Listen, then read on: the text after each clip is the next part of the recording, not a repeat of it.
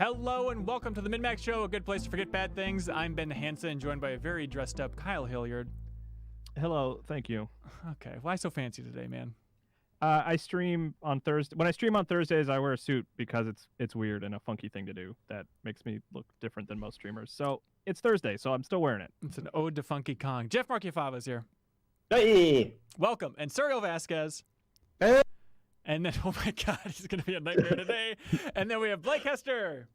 Hello, thank you for having me. Long time fan, first time caller. That's very sweet. Yeah, he just called in. He's a fan who figured out the number on Discord. It's miraculous. We had to let him in. Yep. It's too bad Discord doesn't have a way to drop people from calls. We're panicking. We don't know what to do. Yeah. Blake is a former Game Informer intern. When were you an intern, right. Blake? I will believe summer 2016. Okay, you were right. in what we, no offense to anybody else, but what we call the Good Batch. Yes. It was a real dream team. It included Leo Vader as the video intern. That's right. That's right. AJ Moser. Yes, and Haley. And yeah, sorry, I was kind of like just interjecting and taking your lines there. And that's the goal for today's podcast, is for you to take my lines and take my life. Blake, and now you have a podcast with them called Game Query with that entire crew. Yes. Game Query, making sure all of us but Leo remain unemployed forever. Yeah, it's a cool podcast that we do. It started as like a way just for us to stay in touch because we, formed really solid friendships over that internship. It's like a weird satire of the video game podcast, kind of like. Is that how you're pitching it? Sure, Okay. a very crass satire of the video game podcast format, but also we've like ventured into making our own zine, and we do streams and charity events, so it's really fun. That's awesome. And you had me to on hang out with my best friends. You had me on for a charity stream recently, and you had what should have been a dream come true, where you had me on. You said, "All right, we're gonna do trivia. It's trivia about Final Fantasy VII, trivia about Twilight Zone, and trivia about the band AFI." And I bombed all of them, and then I actually tried to jump out the window. It was a fun end to the live stream. That's right. And in my defense, we had a much better thing planned for your segment, but Leo, about 10 minutes before we went live, said, "Oh, I don't think we can stream Warzone. My computer can't handle it." So we had to rush to figure out what to do instead. Well, that's fine. Now you're in the freelance world, and we have a lot of stuff to unpack with you in this episode of the MinnMax Show. We're talking about Ghost of Tsushima, the new gameplay that was revealed in a Sony State of Play live stream. We're going to be talking about a surprising reveal from Nintendo, surprising win, maybe not what, of Paper Mario, the Origami King. We're going to be talking about, I guess, the reveal of next-gen graphics with Unreal Engine 5 and a bunch of stuff that was actually running on a PlayStation 5, which is exciting to unpack a little bit here. And then we love Blake, but the primary reason Blake is here is to unpack the remake of Tony Hawk 1 and 2, which Jeff Keighley was gracious enough to gift the internet with this week. Blake, you are the world's biggest Tony Hawk fan. How would you explain that? How would I explain why I'm the world's biggest Tony Hawk fan? No, how would you? Yeah, how would you name 4 Tony Hawks, Blake. How would you like? There's Tony, and Tony. But how would you explain your fandom and your level of fandom for this series? I don't know, because like Tony Hawk's Underground, the first one, is my all-time favorite game of ever. Like year over year, it's somehow one of my most played games. Like in 2018, I probably played it more than any other game I played that year. I don't know what it is. There's like obviously some amount of rose tint and nostalgia to it because I really loved those games growing up, especially Underground.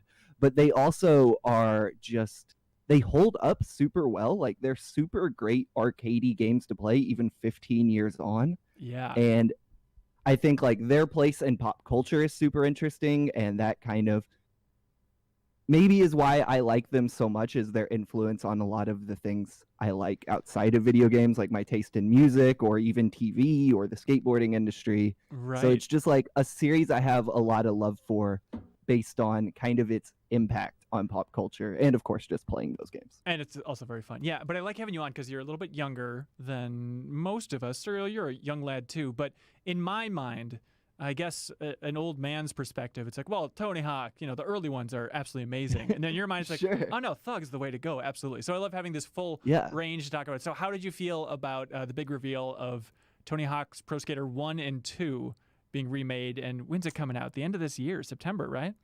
Yeah, I think it's in a few months. I think it's cool. Like, it makes sense if you maybe ignore the fact that Robomoto already put out those games in the Tony Hawk HD collection. Okay, that is the weird thing. It feels like it wasn't that long ago, but you look and it's like, oh, it was 2012. They announced Tony Hawk's Pro Skater HD, which was kind of like, hey, everybody, we're remaking this. And the world got very excited, and then we played it and said, not so much. And then we played Tony Hawk Pro Skater 5 and said, absolutely not. And then now people forget, and it's just like this cycle. You skipping the mobile game? I'm sorry, there's the mobile game, but the world just kind of forgets, and it fades with time, and now they can have a big marketing splash out there being like, hey, Tony Hawk's back, everybody. Remember the warehouse? And it's like, hell yeah, I do. And the world is excited again. It's a beautiful cycle of the internet. I mean, I think, like, it makes sense on a few different levels. Like, there's the obvious nostalgia for the Tony Hawk series as people get older. Like, they want to revisit some of those games, but especially 1 and 2 compared to, 4 or the Underground series, those games are harder to revisit. They do not play as well as you remember. I had to play 1 again last year for an article, and it's rough. Really? Because that was one of my favorite games. More than any other Tony Hawk, I played the hell out of 1. And in my mind, it's perfect. I don't want to go back to it almost. I think I'm a fairly competent Tony Hawk player at this point, and I struggle with 1, like with basic moves. So I think that's a big reason why they're coming back, but also, like, weirdly, just skateboarding games are coming back. Like, in the past few years, there have been a bunch of announcements. There have been a few solid skateboarding games that came out. Sorry. Yeah. Special shout out to Snowman, who put out Skate City on iPhones. Like, that team's awesome, and that game is awesome. So it feels like a really good time, even if it's like a remake of the original game. I don't know. Yeah, it was weird. Like, I don't know if it was because there were rumors bubbling about Tony Hawk, but before this announcement even happened over the weekend, I finally downloaded Skater XL on Steam, which is in early access. It's going to be released, I believe, in early July. And it is very much in that skate lineage. Also, Sessions? What is it, Blake? Session, I believe. Session. Also very much in that skate vibe, a little more realistic. And Skater XL, as it stands now, I had a good time with it, but it's pretty bare bones, so I'm curious what it actually looks like when it releases. Hopefully there's a killer soundtrack in there or something, because it's kind of just doing technical kickflips in a parking lot at this point, which is still surprisingly fun. Yeah, I never got super into the, like, techie side of skateboarding games. Like, I was always super into, like, the arcadey games more than, like, I think I've maybe played Skate 2 for, like, a few minutes and bounced off it really quick. Oh, really? But, like, I'm also stoked that there is still an audience for that kind of game, even if those aren't the specific skateboarding games that resonate with me a lot, Yeah. Kyle, I assume you're a big Tony Hawk fan because you're a smart guy. Yeah. I love Tony Hawk. I think my starting line was actually 3. And then I kind of went back and played 1 and 2 and 4 a ton. And I like Thug a lot. Like, I feel like Thug doesn't get the respect it deserves, but there's actually like the weird thing about Thug and Thug 2 is like weirdly compelling story. Like, I wanted to see it to the end. What? Sure, yeah. Yeah. Like, they have a good villain, and like I like the reason I beat that game is because, like, I want to see what happens. Who is it? Like a cop that threatens you for like your idiot graffiti? neighbor, right? Who's just a total jerk. Eric Sparrow is his name, which is like it's a terrible name too, but now I'm just now realizing that his name is like almost like Tony Hawk, where it's name and bird. Eric Sparrow. I never realized that. Boring until just name now. plus bird. The layers. The first thing I did after the announcement was, which is the same thing a lot of people did, is like, oh, I own Tony Hawk's Pro Skater HD for Xbox Live Arcade. Is it backwards? Let me go check if it's backwards compatible. I'll download it, and it's not. Yep. Like, you have to break out a 360 to play that game, or a PS3. Also, they delisted it in 2017 because I'm like, I'm excited to check this thing out. I want to go back and look at that. I can't didn't know have it that. anywhere. Yeah. So if anybody has it, for the cohorts or anybody else, I would love to find a way to stream that because I think it is this bizarre relic in the story of Tony Hawk. But you mentioned Tony Hawk 3, Kyle. The weird thing is, so Vicarious Visions is making this remake, and they did an amazing job in 2018 with the Crash Bandicoot remake, and so people have a lot of faith in them overall. They also, going back, because they've been around forever, They also were the ones that like ported Tony Hawk 3 and 4 to the original PlayStation and like Game Boy Advance. Like they have a history with the series. Who knows if there's any developers from back in the day that are still working on it now, but it's a good choice for the team. Did anybody check out the gameplay footage on Jack Black's YouTube channel? No, I did. Yeah. did not. It's a weird Watched the whole thing. It's fun too because like apparently it was filmed a while ago because they're all hanging out and high-fiving each other and stuff. But they like go to a skate park and then like almost all the skaters just show up and are skating there. So it's like this amazing thing of like, oh, Kareem Campbell, there's a name I haven't heard in a long time. Like Chad Muska's a big old dork for Jack Black. Okay, and Rodney Mullen's exactly as cool as you expect him to be. Talking about MIT Rodney and Mullen's stuff. got like a degree. They like an honorary doctorate from some college or something, and he's like, I don't know why they gave that to me. Yeah, it actually amazing. it prompted me, which I'm guessing a lot of people did this too. It prompted me to pull up his Tony Hawk's Pro Skater 3 video that you unlock when you play as Rodney Mullen. It's the best. It's the best. It's unbelievable. Yeah, I tried showing my girlfriend that video recently. She's like, look at this. And she's like, that's cool. Looks like a skateboarder. I'm like, looks like a skateboarder. Like, this is the second coming of man Christ. has an honorary doctorate. Yeah, are you kidding me? And he's doing it to And AFI sweating. song. It's amazing. But the crazy thing about seeing that gameplay then, not only that it was revealed on Jack Black's channel, but just seeing how fast it looked. Like, you forget that, oh yeah, the warehouse is pretty small and you're really booking it around there like in the first Tony Hawk. And then also the weird thing is they don't animate you getting up. It's just like, did you notice this, Kyle? Like if you bail, is that what skaters say? Then it's just like this weird glitch and then the character is like standing up again. Like it has more of like a abstract presentation for that aspect than I was expecting. I mean, that's like an early version. I mean, that's like a build from before the pandemic even, right? That they were playing. So, but I think I like that just to get you back in the action really quickly. I like it conceptually, you know? Yeah, you're not going to complain about the lack of realism, but I'm sorry, Jeff and Surreal, are you guys Tony Hawk fans? Is it just assumed that every smart gamer is a Tony Hawk fan? Oh yeah, Okay. I started with the first time I played it was like the demo that they used to have in stores, which was just ingenious because they let you play for like a minute, and after that you're like, oh, I have to get this now. I need to play longer than a minute at a time. Yeah, exactly. But I started with the original and played, you know, I probably ended up falling off around Thug at that point because there were a lot of Tony Hawk games back in the day. But oh yeah, Surreal, do you have a history with Tony Hawk?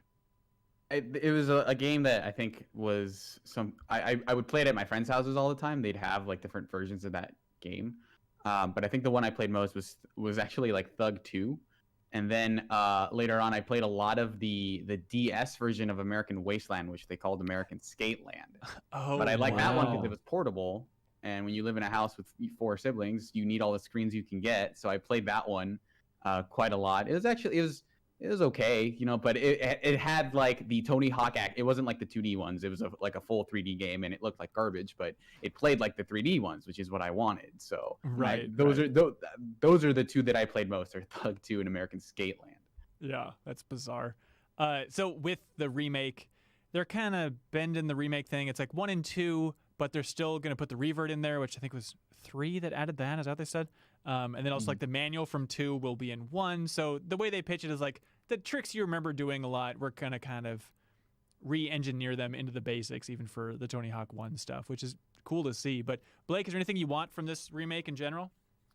I mean, the thing I would have wanted is the updated controls or mechanics like the revert and manual for it to be kind of like the complete package in terms of tricks. Outside of that, like I don't think I need some like Final Fantasy VII style remake of the Thug story or Wouldn't it be anything. cool, though? But it would. You never leave the warehouse. No, but The it would, Whisperers are trying to stop Tony Hawk from changing destiny. it would be rad though, and I assume this is the like the monetization scheme or whatever is to make DLC packs of like, here's Tony Hawk Pro Skater 3, all the levels, here's 4, here's Underground 2, and then don't worry about Project 8 onward. But that's like what I would want. But if this thing sells well, and I do believe it'll sell well no matter what, then they could make Tony Hawk 3 and 4 remake, and I feel like it's right there. So I don't know how much they'd really want to pack into this thing if they really don't need to, because people assumed they were going to do that for the Crash remake, and then with Crash Team Racing, like, oh, I bet they're going to pack it in, and then they ended up selling it on its own for $40, and I believe it sold like gangbusters, you know. So I think Activision can really milk the hell out of this thing more than we would like. I will say real quick, the one thing I'm interested in is the licensing around Tony Hawk's name for this. Yeah. Which I don't know if anyone's talked about it, like what Activision has the rights to anymore, but the agreed upon story about why 5 was such a disaster is it was rushed out because Activision was losing the rights to Tony Hawk's name. Right. So I don't know if they have that again or if they just have the rights to Tony Hawk Pro Skater and they are able to republish that, but I'm super interested in what that could mean for possible future Tony Hawk games and whether or not there will be. Yeah. Okay, so you have an interesting history with Tony Hawk, not the man, but the games, but then also with Neversoft, the original developer. So you do a lot of freelance stuff. You've written a bunch of amazing articles for Polygon in particular, and so walk me through this. You went to Montana and hung out with the founder of Neversoft? One of the founders. There are 3 founders of Neversoft. It's Joel Jewett, Mick West, and Chris Ward. And Joel Jewett he was basically like the figurehead of Neversoft in their entire like reputation and company culture. He's kind of just like rock party dude. Like that's his whole thing. And after Neversoft was folded into Infinity Ward, he retired from the game industry and didn't move out to Montana per se because he is from Montana and still had a home there that he would bounce to and from while he was living in California working at Neversoft. But yeah, I went out and visited him and he's like a madman. Cool. He's an amazing dude. Like he's a super sweet dude and his family is like very inviting and very warm, but he's also just like, I don't know, Bear Grylls or something out there in the wildlands. Like within 10 minutes of meeting the dude, he's throwing me on speedboats, and at some point I'm on like a 4-wheeler in the mountains during a hailstorm and riding horses around these dangerous trails. Like he's crazy. Okay, stop. Okay, this is the amazing thing. Okay. Very few people would think of writing this story and then actually be like, you know what, I'm going to get on a plane and actually fly to Montana to talk about the history of Neversoft and the history of Tony Hawk, but primarily for that kind of like experiential writing. Can you just talk about that process and why you think that's important to like go on a speedboat with a Neversoft developer? It's a few things. I think I do need to say up front that this article actually wasn't my idea, weirdly enough. It was my longtime friend and like editor, Matt Leone at Polygon, who is kind of the brainchild of this one. He was like, I think probably as a joke was like, what if I sent you to Montana to hang out with Joel? And I was like, well, you've said it, now I have to do it. Yeah. But like, I'm willing to do it because I think, and this isn't exclusive to Joel Jewett, like I've done a lot of these stories where I find video games in weird places or, you know, get myself into the homes of game developers to see what their life outside of work is like, because I think it's important to humanize people like this. Like Joel Jewett is probably pretty well known in our circle, but no one knows the person behind this like beloved studio and beloved franchises. Not that he made the games by himself, he had a lot of employees, but like it's important, I think, to put a face to company names, like talking to Joel Jewett or talking to anyone from Neversoft. I've interviewed Mick West and a bunch of the others before. So just like actually going there and showing like this is a human that helped make these things we love is super, super important. Yeah, like and for Christ's sake, you went to Colombia to talk to the founder of Rockstar San Diego, the Red Dead team and stuff, but he has since left.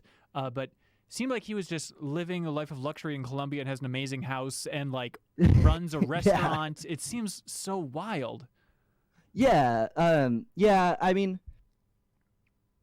yeah, Diego was a completely different thing than Joel. Joel, you know, is like a high octane dude, but Diego is more maybe what you would expect from a retired game developer, where he just kicks his feet up and enjoys his beers and like hangs out. But Yeah, I don't know. I think those stories are important. I've been criticized before for focusing on like CEOs of companies, which I guess is maybe a fair criticism. But I also think it's important just to put a name behind any video game. And Joel Jewett is a fascinating person, and I think his story post Neversoft was worth telling. So Yeah. I did it. What did you learn about, post Neversoft is great. What did you learn about peak Neversoft? First of all, did you figure out whose idea was that logo? That horrific logo? Yeah, I asked about that. I'm trying to remember. I think it was Chris Ward, one of the co-founders, that made it, and probably the way Joel explained it was badass. And that was it. Also, the Peak name is the name just a dick joke? Yeah. Okay, cool. Yeah. The story I'm told is that one of Joel's friends came up with it in his garage while they were drinking beers. So Checks out. There you go. And if I'm getting my lore correct on their business cards back in the day, it was always hard, never soft. So yeah, it's either a dick joke or a joke about like partying hard or whatever. Right. To be Different fair, time in the industry. To be fair, though, MinnMax was also a dick joke. Yeah, people aren't picking up on that. There's a lot of genitalia jokes strewn throughout all of MinnMax's content, and we really need people to pick up on it. You Sure. keep saying two ends, and no one gets it. No one gets it. It's crazy. When I went to Infinity Ward, like the last time I was there for the Modern Warfare remake with Game Informer, it was that confusing thing. We went for a tour of the studio, and it's like, oh yeah, this hallway is kind of the remnants of Neversoft, and within Infinity Ward, the Call of Duty developer, they just have like this hallway where it's all these skateboards signed by all the skaters and stuff. It's like this weird museum ode to the old days of Neversoft. It's weird to connect those studios now. Yeah, I don't presume to speak for anyone that worked at Neversoft or works at Infinity Ward now, but I have heard people talk in the past about how like that Zombies crew at Infinity Ward, which I don't know if they still have a Zombies crew at this point. The lead guy but left, yeah.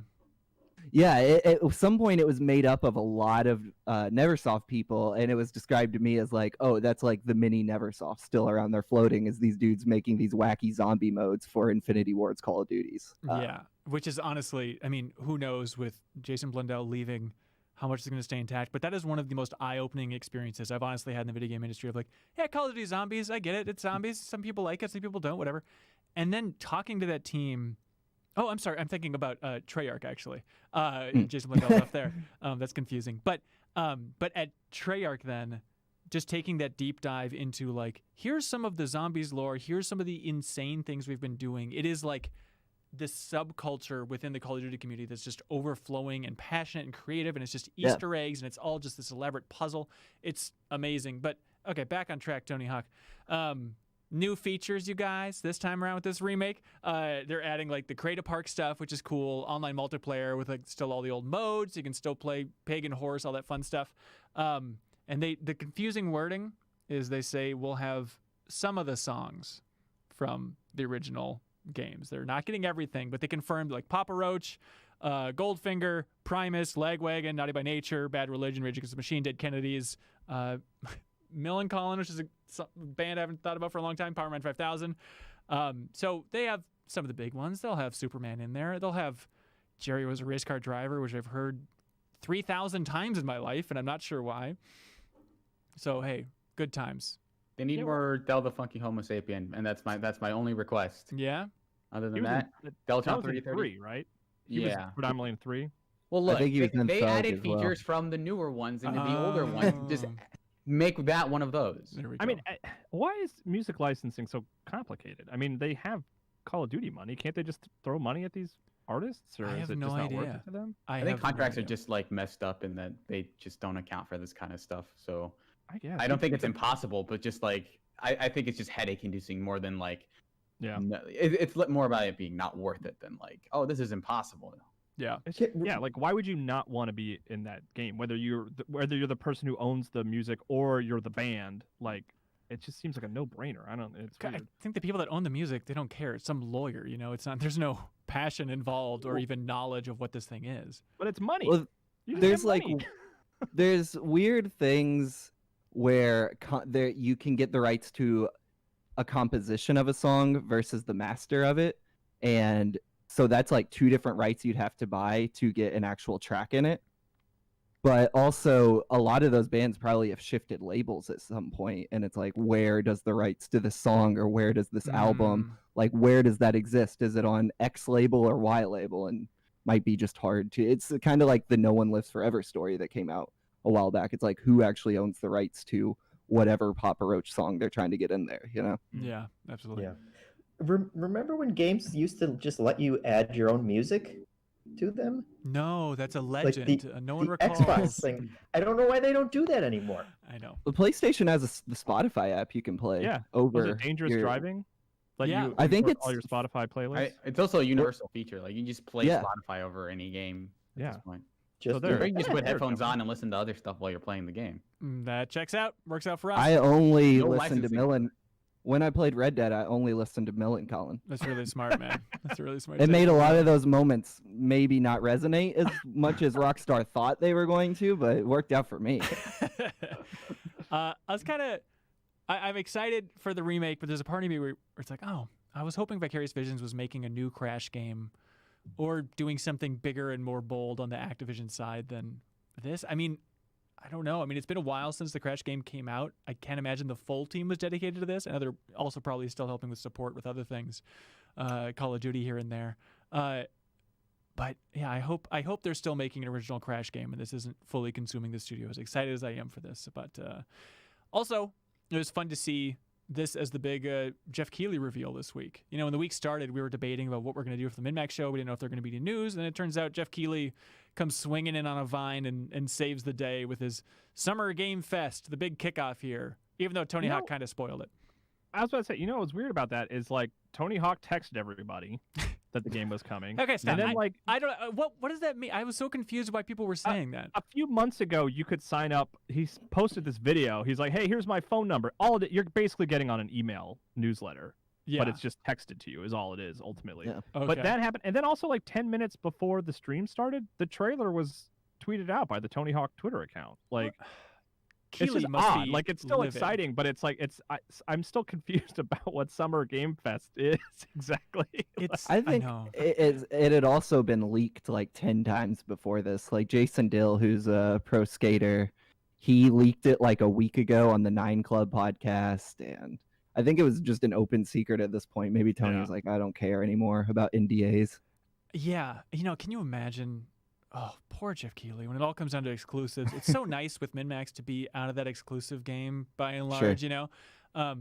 But imagine being Keighley, just like, okay, I need to be sure to coach Tony Hawk through this, that he can't tweet about this. Yeah, you're right. I'm sure Tony Hawk's just like, whatever. I'll just tweet about it when I want to. Fans are bugging me every single day about it. Like, big whoop, Jeff Keighley. You want your Summer Game Yeah. Fest to go well. Like, who cares? Well, let's just blast Well, I it mean, out. The ones that recognize Tony Hawk are bothering him.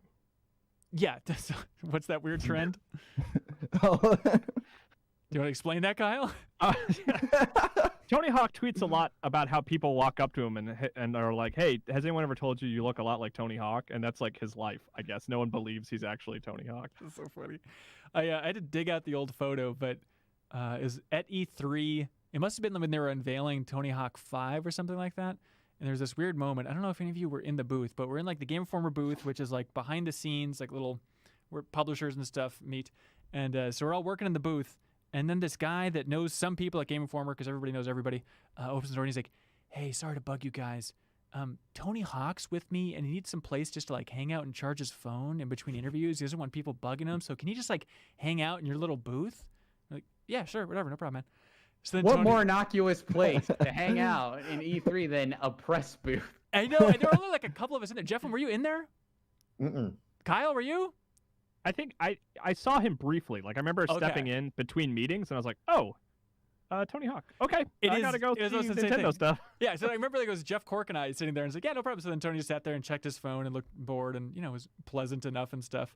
At some point, he was assigned a preview and wrote it up. It One was fine really line in stunning. Game Informer from Tony Hawk. Yeah, he reviewed Skate 3 for us, which I thought was really generous of him. But my favorite memory of that then is Jim Riley, former news editor at Game Informer. He popped his head in just to say hi to us because, you know, he didn't work there anymore. And he pokes his head in and he's like, "Oh, hey, everybody. Hey, Ben Hansen. Hey, Jeff Cork. Hey, Tony Hawk. Like, he just like rolled with it. Did not skip a beat after seeing Tony Hawk just sitting next to us in the press booth. But we got a picture, and it was just lovely. And Jeff Cork gave him the hover hand of the century. Nice. Let's see. Ghost of Tsushima. I'm sorry, Tsushima. I got to get used to pronouncing that right. Sony had the big reveal, the state of play for even more gameplay from this thing. And, you know, we had seen gameplay, an extended session back at like E3 2018. But I really appreciated that this deep dive took more of an emphasis on like the systems overall. It almost felt like a, you know, one of those Nintendo directs where they focus more on like the mechanics of Smash and what's changing and showing like, okay, here's we're going to walk you through the menus. Here's how the UI works. Here's how you're going to be navigating the world. Kyle, what was your biggest takeaway from the Ghost of Tsushima gameplay? Navigation, the wind. Ooh.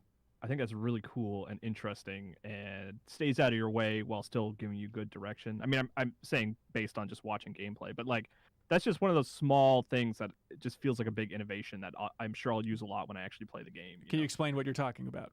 So you look at your map, like in your menu, and you can put a marker.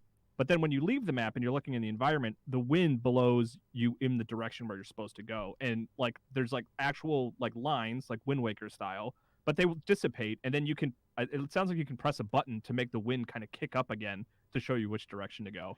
And it just makes it look really beautiful while still like pushing you in a direction without making you recognize that you're playing a video game, I think. Right. I hope. Yeah. And it feels like it's the work from a team that has been working in the open world genre like Sucker Punch for over like 15 years or more at this point, and just trying to minimize. You could say Sly 2 was maybe their first open world game. Interesting.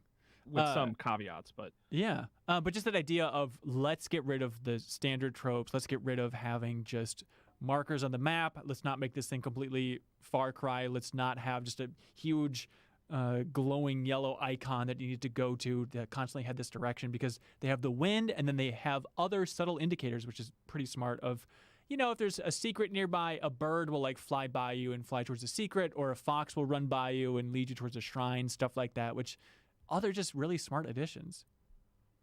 Yeah, and it gets rid of always having a big glowing yellow line that you're following the entire time, or having to have a mini map up just so that you can see where you're going. And I'm sure that's something that designers hate even more than us gamers, because they're the ones creating this absolutely beautiful world. It's kind of like the whole problem with detective vision in so many games, where it's like, we made this beautiful world and you're going to look through it in this infrared for 90% of the time that you're playing, because you have that practical need of figuring out where you're supposed to go. Yeah. And on top of that, other smart details are just like, you know what? There's not going to be a big animation for picking up things, for grabbing ingredients like dyes. You can customize and change the color of your wardrobe, stuff like that. It's like you can just grab it and it'll automatically pick up, or you can even be on the horse going by a bunch of trees and it's like, bam, now I've got this tree ingredient and I'm going to keep on rolling through. Yeah, see, I'm not as into that, because I like what? It definitely hints at, like, yeah, they're doing a lot of streamlining in a lot of interesting ways that I think, like, for better or worse, like, make it so that you're constantly just doing that flow. But I think that one specifically is a thing where it's like, okay, well then because there's no like friction to you picking anything up, there's no real investment. Like, why wouldn't you just smash the R2 button as you're running through the world and just like sort of passively pick up more resources? So it doesn't feel like an interesting decision to just get more stuff. It's just like, as you're rewarding, you're just sort of casually amassing more resources that you're probably gonna end up using to craft new armor and stuff. So like I know I like end up appreciating animations. Like I like that in Red Dead, every time you killed an animal, you had to invest in the animation of slicing it open and looking at it, even if it was kind of gruesome. So that's definitely a thing where it's like it feels like they're doing like to something like Sekiro what Horizon Zero Dawn did with like a lot of the, hey, let's just make it easy to go wherever you want to go. Let's just cut out a lot of the like quote unquote rough edges, which I think can actually be some interesting like friction in terms of how you explore the world. And I like that they're kind of making a lot of that exploration more kind of less about looking at a mini map. But then they also have the thing where it's like, you can, when you're near something, it'll just say like, here's an undiscovered location that we've pinpointed on your map and you can just go to it. So that it feels like they're kind of dipping their toe in, like, yeah, let's make it a little bit more natural, but let's not go all the way in terms of giving you making this world a thing where you're constantly kind of poking at your curiosity, because the moment that there's an icon on the screen and you're going to it, you're beelining it. Like you're not like, you might see the fox on the way there, but it's like, okay, well, okay, and fox has been noted. I'm going to this location first, and then I'll check out whatever the fox thing was. So like it feels like a refinement of a lot of traditional like open world games. But I guess having not seen a lot of gameplay of it, I didn't have a good idea of what the game was. And it feels like it's met it's met like the bar that I kind of expected, but I didn't see a lot of stuff in that demo that was like super surprising. It just felt like, okay, this will be a cool game that I'll play, but I'm not seeing why this game really stands out among the open world crop. I think the setting. I mean, it's the setting alone, and people are. It's a lot of that, and then like the aesthetic touches and stuff, like being able to play the game in Japanese, which I think is really cool. Like the game looks, it has that kind of Sony first party polish of like the way the wind blows, and a lot of the animations and the fights and stuff. That stuff all looks really stylish. But I guess I was kind of expecting like something that was like, oh, this is kind of like the hook that everything hangs on, like gameplay or structure wise. And I guess I didn't see a ton of that kind of like sparked my like, oh, I want to do that over and over again. I guess, they show you're kind of raiding a village, liberating a village. You can stealth your way through it. You're the ghost. They want to emphasize that there's going to be probably a lot more stealth in this game than some people are expecting.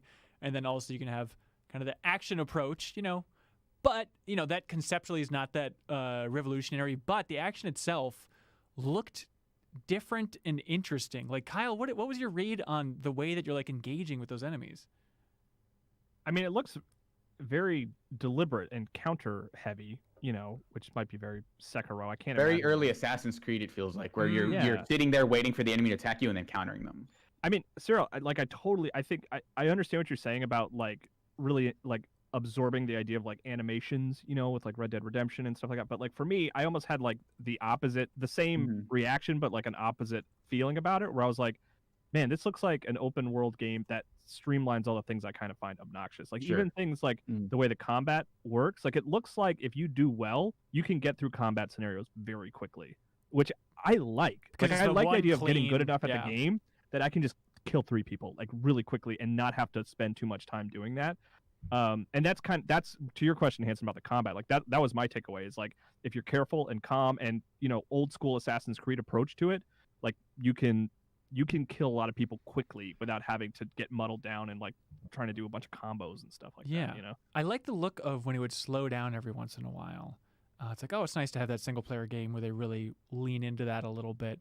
It's still, I'm really looking forward to this game. There were moments of like, okay, some of that combat's a little more stiff than I was expecting, but I think I've just been spoiled by high production, and maybe now with my mind focused on next gen, we're starting to see the limitations a little bit, which is not great that it has to be coming out this late in the generation. That's not the game's fault. Blake, anything stand out to you about that demo? I don't know. I felt so split watching it in that I was struggling. Every time I started to get interested in something, it threw something at me that made me not care anymore about it. I think it's really beautiful, and like I love the like almost painterly aesthetic. Like it's almost like it's like rural Japan, but it kind of exaggerated. And when they were showing like the bird flying and you follow it to find a secret, I was like, that's really neat. I wonder how dynamic that will feel versus like, oh, if I'm in this area, there's always a yellow bird that wants me to follow it. But then like every time I get interested, it'd be like, oh, here's this bird I can follow to find this new location, and it's just him like opening up a fast travel location. Or like when they want to show off the stealth, I was like, oh, this could be reward in any open world game. Right, yeah. Opening up new fast travel locations. Yeah. And when they showed the stealth, I was like, okay, the combat looked cool, but then they're just showing that thing where he's throwing a rock to distract a guard, and I'm like, I've seen this a million times. I don't know, other than the visuals, what there is for me to grab onto. So like it kind of like deflated a lot of my interest in this game. I mean, I think the photo mode looks really cool, and some of the extra options you have to like control the wind speed. Yeah, have music going on in the background is weird. Yeah, that's the crazy thing. Yeah, it's like I think this entire presentation was done really well, and it knew what the internet wanted. But like, hey, we're gonna have foxes in the game. By the way, you can totally pet the fox. We'll show you petting the fox. Everyone on the internet, shut up. We're gonna let you pet the fox. And then like, hey, having a section like you mentioned during our reaction stream, you can watch on YouTube, Kyle, where it's like, hey, carving out a minute or so to talk about photo mode is an amazing evolution for that mode in general. Obviously, we love photo mode with Photo Mode Snap, our YouTube series, but like it's so crazy to have that smart detail of you can add music, and instead of a photo, you can make it a short video by changing the wind and having particles moving, and take just like this cool kind of like diorama approach to the world of Ghost of Tsushima. Yeah, what's that account name? Sunhee Legend. I think he's gonna have a field day with this game. Yeah. That's the stuff I found really interesting, but the moment-to-moment gameplay stuff they were showing, like, just did not grab me. There was some stuff in the hypercut they showed at the end that was really cool, like him playing a flute on top of a mountain. Hell yeah. Or some of the like platforming stuff that seemed really neat, but like I don't really need a gameplay demo of him throwing a rock to distract the guard like I've done a million times. Right. But I don't know. I'm still gonna play it. I just like I was not losing my mind over this demo, you know? I think there's a weird thing, and maybe I'm just not plugged in to the PlayStation forums or the Reddits or anything, but like I feel like when Sucker Punch revealed this game, people were like, okay, yeah, open world samurai game. Got it. I'm excited. And I feel like since then they've been trickling out like, hey, here's more of the story. Here's these characters. Here's these characters. I don't feel like people are anticipating the details of this game that much. I don't think people are on the edge of their seat for like, oh, tell me more about the evil Khan. Who is this guy? What do the Mongols want? Whose side? How far is he going to push at the protagonist to go get the Mongols out of your island? Like, do you know what I'm talking about? It's just like everyone's sold already, and details be damned. And I'm curious how that'll play in the actual game. If people, does that mean that you just won't care that much about the story? You're just gonna be focusing so much on the zooming out aspect of it? Yeah, I think that it is, you know, as every game becomes like an open world game, I think the main attraction for a lot of games now, like especially at that upper echelon of like production value, the main attraction is the setting and the context of what you're doing. Because, and I think that's what developers have gone in, because that's how you sell a game, is to like, hey, look at these graphics, they look amazing. And now it's moved on from like, this one character looks really good, to like, look at the way we've rendered this entire area. And so the best way to take advantage of like, look at all these resources we put into creating this giant location, that open world template is like the way you get the most out of that. And I think so people are like, yeah, I'm sure the story will be fine, and you know there might be a twist and turn on, like, you know, whatever. But what I'm really interested in is the feeling of feeling like I'm in this world. And I think this game is really leaning into like, hey, it's like you're in feudal Japan, with like less of a fantasy bent that like something like Sekiro had, right? And without kind of like the gate that difficulty can be. Yeah, absolutely. Still very excited about it. July 17th. It's coming up real soon. Turns out another game is going to be released on July 17th that we learned about today, which is Paper Mario, the Origami King. Oh boy, what a ride. A game about me. Hell yeah. I'm the Origami King. No, I've never folded paper in my life. Well, it's probably like a napkin and you put it on your lap or something. That's true. But I never like, you know, I didn't make an art out of it, okay? Yeah. But this was rumored for a while. We talked about it earlier in the year on the MinnMax show, talking about, they say that the next Paper Mario is going to get back to basics, going to return to more of the RPG formula from the earlier games, which sounds absolutely perfect. And then it was leaked again. There's another wave of leaks when they were talking about all the Mario games that are going to be coming to the Switch this year, Mario 64 remastered, all that stuff. And it's like, oh, by the way, new Paper Mario as well this year. So the grand reveal of Paper Mario, the Origami King, helps confirm, if there was any doubt left in your mind, that this is going to be the year of Mario, and for the anniversary they are going to be re-releasing all those old games, which is very exciting. But we have a reaction video up on our YouTube channel for me watching the trailer for Paper Mario the Origami King. Those first two games are some of my favorite games of all time, damn near perfect, I'd argue, and I've been craving for them to get back to more of the RPG formula.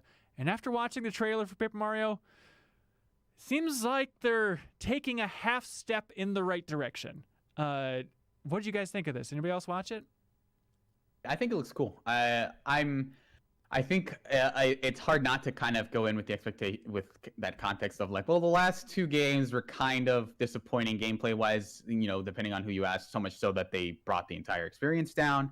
But what I saw of the combat system, and it wasn't much, it definitely feels like there's maybe more to it than there has been for like Stickers. I haven't played Color Splash, but Sticker Star I definitely played and kind of got bored with halfway through. But it seems like the main mechanic here is that the enemies are like in this like spherical grid, or circular grid. All battles take place on the stage for the musical Hamilton. That's right. So they call it ring-based battles. So it's like different layers of rings. Layers, Jerry, layers. Right. And then you have to rotate them to Right, and you have like X number of moves of like, hey, you have one or two ring moves, and then maybe you can attack, or maybe it's like an ATB bar where you can spend like, I'm gonna spend 2 points lining these guys up, and then I'm gonna jump on all of them because they're in a row. It's and I think weird. That by itself, I think is cool, and it's like it's a way for them to like allude to like, hey, at some point you're like pressing buttons in time with jumping on Goombas, which is kind of what you want out of a Paper Mario game. But also, like, we don't want to just do those games again, because who knows, maybe they're out of ideas for what to do with a 2D RPG at this point. But it sounds interesting. Like, it seems like there's a weird time mechanic where there's like one of the screenshots had like purchase more time thing. So maybe all the battles have time limits. So it might be a thing where it's like maybe you're using resources to give yourself more time to fight. The weirdest thing in those battle sequences and just like the couple snippets they showed, and then there's actually a clip on YouTube of maybe 20 seconds of a battle that fans have translated and stuff. But the oddest thing to me is that you have like 13,000 coins in all of the combat shots. It's like, okay, is that indicating that there are going to be purchasing items a little bit more in that sticker star color splash move? Or like, why so much money? There has to be some strategic reason why that's throughout the entire video. We also didn't see any. We saw partners make a comeback because they had people following Mario around, but I don't know if they'll factor into like I don't think I saw them in. No, they were not in any of the battles, but it is exciting to at least see companions following you around. So you'll have Olivia, who's the Origami King's good sister. The Origami King's name is Ollie, by the way. It's very important to get this lore right. And so it's like, okay, Olivia will be following you around, and they have like a Bob-omb following you around, which is exciting to have other characters other than MFing Toads in Paper Mario, because oh my god, they have driven me insane the last couple entries, and a lot of that, if you go back and read a very fascinating Iwata Asks, I believe it's for the Sticker Star release, but they talk about how Miyamoto had intelligent systems course correct and get away from the classic RPGs with Paper Mario and steer towards this funky hybrid where it's basically formatted like an RPG, except very few new locations and very few new characters, and also progression doesn't mean anything, and all of your moves in combat basically use an item, which is just like the grossest feeling in an RPG overall. So I don't think I've ever been so frustrated by a game as Paper Mario Color Splash, because it is, so many things are great. The art's great, the writing I think is great, and then just systemically it just makes you want to tear your hair out because they're so close to nailing the old Paper Mario formula. So seeing this, I feel like, you say that they want to do something new, Serial, but it's like the old formula was so good. You can find new tweaks in there instead of coming up with some wacky ring-based combat system. But let's see how it is. Maybe I will be on board with this, but it just feels like they're scared of the basics and putting in more gimmicks, and that's not what I want out of Paper Mario RPGs. I would say maybe the reason that they're afraid of those basics is because of the other RPG series that they've had for a while, which was basically very similar to that. Yeah. Like the Mario and Luigi games, which at some point did cross over with Paper Mario. And I feel like those are games where it's like, they added one new twist, but the rest of the game is like, each of your characters has a button associated with it. And you do like, it was a lot of Paper Mario DNA. And like, the developer for those is basically bankrupt at this point because like those games did not do super well. So I have to imagine like that's maybe why, but maybe they're overselling, or maybe they're underselling how much brand value like a brand new Paper Mario game has.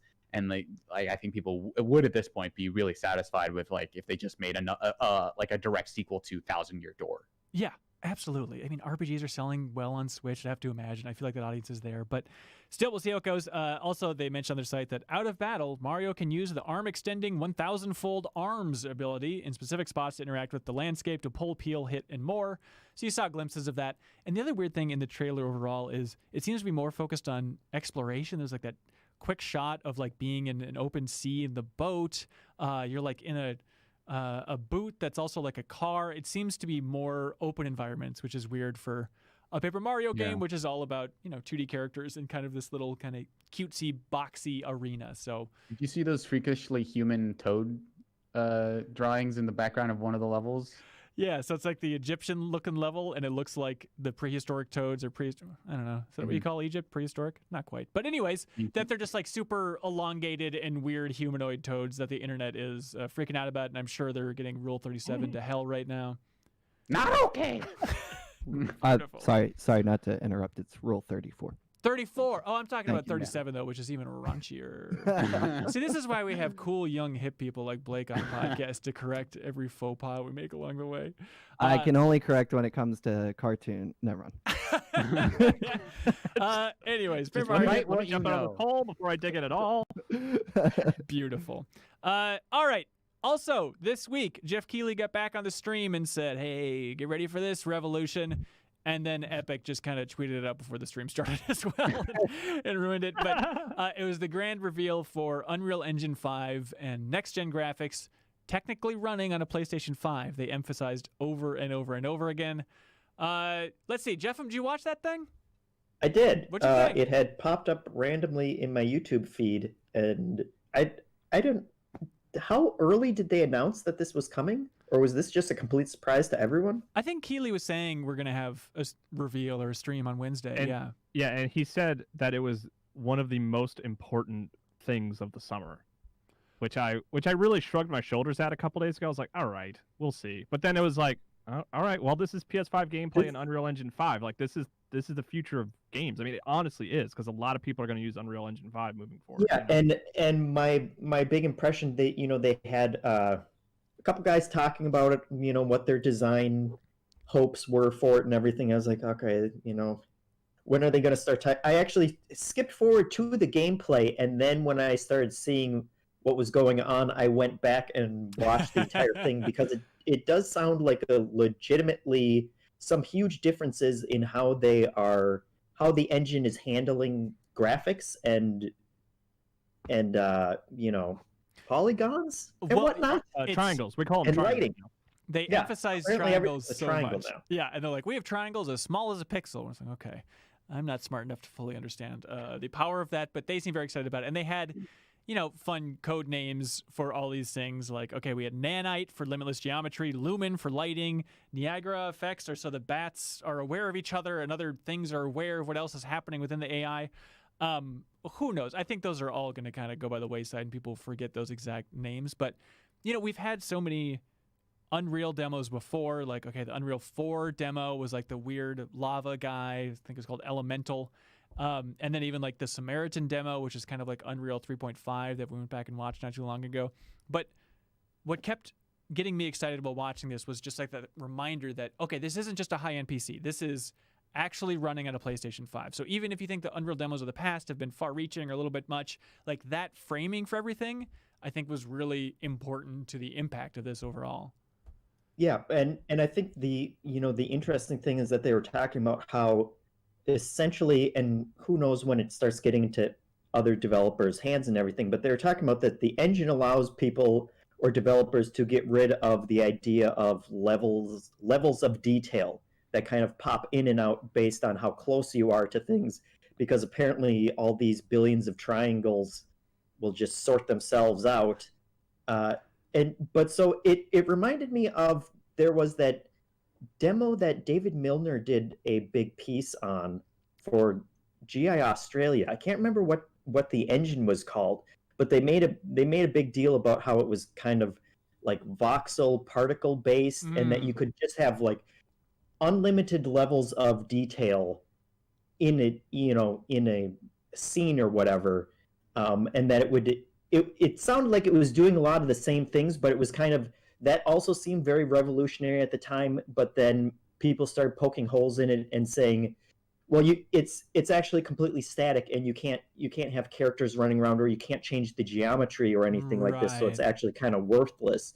And they kind of made a point in this Unreal Engine demo to say that that's not the case, that like all these environments are changing all the time, and that you have real-time lighting that is, the lighting was the other half of all of the kind of technical advancements that they're making and stuff, that these are real video game environments and have physics simulations and all those kind of things, and it's going to give a lot more detail into games than what any hardware can seem to do now at this point. Yeah, it's weird hearing Tim Sweeney, which the world became obsessed for a while about Tim Sweeney's background, because The head of Epic, he's giving his presentation. He has one of those glowing electric orbs in the background with people are like, I have that in my Animal Crossing house. This guy's a billionaire. Why does he have that? But he's a genius. Doesn't he take a big old swig from like a Popeyes cup too? Like Yeah. He does.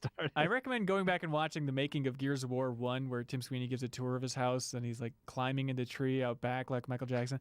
He's an interesting character. I feel too bad. Like, I don't want to make fun of the guy. There's a little bit of that on the internet. Like, he's a very unique flavor and clearly a genius. But he kept talking about how the PlayStation 5 was better than any high-end PC, which was interesting framing. We'll see how true it is, but clearly they're, in bed to some extent, not in a negative way, with Sony. They have some sort of deal lined up, so they were acknowledging, like, yeah, of course Unreal will run on Xbox, but, if you take Tim Sweeney at his word, he kept saying that the PlayStation 5 is a much more impressive piece of hardware overall. He also said, quote, "The world of loading screens are over." Which, you hear that it's minimized and stuff with the SSD, but hearing him say that, it's like, is there something to this? I cannot believe that will be true. Yeah, and in the demo, there's a whole sequence of her shimmying her way through a cave, which is like classic loading screen hiding. Kyle. Oh, contraire. Somebody was complaining about that on Twitter. I believe it was Jeff Grubb, who you had on your podcast recently, right, Kyle? Yeah, we're best friends now, me and Jeff. Talk all the time. He's the one who was talking about the Mass Effect remaster. What'd you learn, by the way, from him on that? Basically that it's coming. Like, okay. he has a lot of confidence. It's not coming to Switch, but it is coming to modern consoles, and it'll be the trilogy. Cool. I talked to him today. Quick aside, Pikmin 3 remastered. He also says it's like launched for Switch, and we should see that pretty soon too. Oh, okay. It's a weird thing where like now that the directs seem to be thrown out the window because of COVID, the releases are just popping up here and there. But one more time for people interested, what is the name of your podcast where you talked about that? Gaming Ride Home. There we go. Fantastic. Anyways, thank you for letting me plug it, Hanson. Anytime, man. Matthias Warch, who I met during the cover story trip for Mafia 3. He's a designer that was at 2K, and now he's a designer at Epic, and seemed like he worked on this demo, but somebody was complaining about the shimmying loading screen thing, and Matthias says, that is not a streaming corridor. It's just there to show close-up detail, that they had no other way to conveniently show the detail. But he would say that, though. He would. I mean, the entire demo, we should probably acknowledge this, it looks like next-gen Tomb Raider. Like, it is insane how it just looks like a Tomb Raider game. I mean, I instantly took, I guess, with the last 30 seconds and, like, made, like, a short video to tweet it out. It's incredible. Like, just jumping off of that cliff and flying and, like, running along the walls, like, awesome. Like, it's funny because those past Unreal demos looked great. Yeah. But it was never a game I really wanted to play. I was like, oh, it's impressive visuals. But this one, I'm like, I want to play that. Like, that running, flying sequence looks amazing. But they did emphasize this is not a real game. This is just not a real game. No. Please calm down. We're very busy with Fortnite, which they mentioned that in 2021 they're going to transition over to Unreal Engine 5 because 2021 is when the engine will actually be released. But and also confirmed for PS5 and Xbox Series X, which is like Fortnite. Assumed. But at least they had a blog post that was like, yes, it is coming. Everything you've bought will transfer over. Don't worry about it. That kind of thing. So. Right. Remember, I feel like it wasn't that long ago where people were like, I don't know if people really need Unreal anymore. I mean, Unity's really stepping up in a big way. And now it's just on every front, Epic is killing it. Like, I even had this weird realization this week of, seeing what's in the Epic Game Store and having this weird feeling of, oh, well, I assume this game's good because it's in the Epic Game Store, so I'll just play it. It was, what was it called? Oh, Before We Leave, which is like a city building game that it turns out it was surprisingly solid, but just they've curated such a good experience there. I understand people are still bitter about it lacking some features compared to Steam, but Epic is just and also killing at it. the time of this recording, I mean, we're live. I believe it's still down because everyone was trying to get a free copy of GTA 5. Oh, but they're still giving away a free copy of GTA 5. I mean, it is just unbelievable. And so I saw a developer that's working on Skatebird. You following Skatebird, Blake? I am. Megan Fox. I know There it exactly is. who you're talking about. There we go. She tweeted out and says, why is my entire game dev feed not screaming about how Unreal Engine 4 is now free to use until your revenue passes $1 million? That is holy geez good terms. Like, holy geez. And then Dana Cowley from Epic says, we want to make it even easier for independent game developers to succeed with Unreal. So now, instead of a 5% royalty after your game earns $3,000 per quarter, you owe Epic nothing until your game earns $1 million. Which is, again, just another good person Epic. And they have those amazing publishing deals lined up with the developers talked about before, including Remedy, and your beloved developer Kyle. What was their name again? Playdead. Thank you. But yeah, just the idea that just go ahead and download and make a game with Unreal Engine 4. If you cross $1 million in revenue, then we'll start talking. But up until that point, game on. Like, I love seeing developers getting excited about that. And even during this demo, there were so many developers jumping on Twitter just being like, "Holy Mother of God, you don't understand how huge this is." Are you guys excited about next gen after seeing those graphics? I am. I think it was a cool demo. I have no clue what they were talking about at any point in that demo. Okay, so the triangles, they're everywhere. They're just literally just all triangles.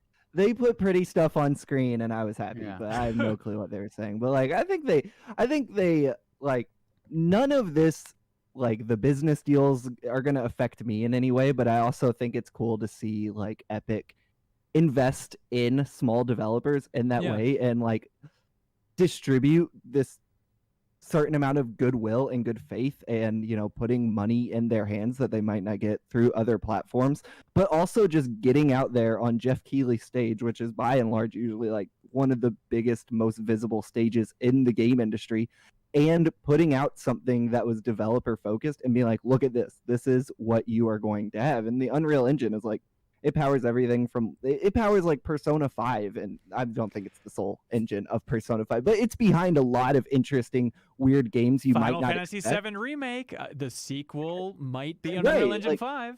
It's behind a bunch of interesting games and a whole big swath of different genres.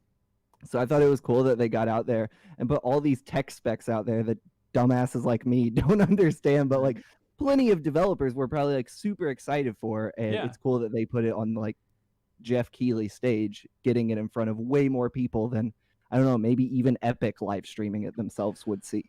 Well, yeah, and it's crazy to think about. I mean, I was visiting Epic for the reveal of Unreal Engine 4, where they had that Elemental demo, and Matt Burtz was there and wrote a big feature in Game Informer magazine about it. But just thinking about even that era and how they unveiled Unreal Engine 4, which was all right, let's get Mark Rain in here. And he's a hoot, but having him talk on camera about the power of Unreal Engine 4, and then developers this is why I'm skeptical about some of those the Nanite and Lumen. I know Lumen is another term for lighting overall, but just their words for these situations. Why I'm skeptical that that'll really carry on is with Unreal Engine 4, their big talking point was Kismet, the Kismet tools for Unreal Engine 4, which was going to let small developers create creative games faster than you could possibly imagine. Basically, they were pitching Unreal Engine 4 in the early days as dreams of just plug and play. You can create a game, get it out the door. And I feel I'm sure there were great tools that developers took advantage of, but that wording never really caught on. And then, you mentioned now with Unreal Engine 5, just get out there and Jeff Keighley front and center, and developers are getting rallied. So it seems like a very smart reveal overall. For sure. Cool. Let's see. What else is going on? This is an exciting week, y'all. Yes. Yeah. Love it's it. Insane. Thank you. Let's see. Jeff Markiafava, Hey. you wanted to unpack some tabletop recommendations?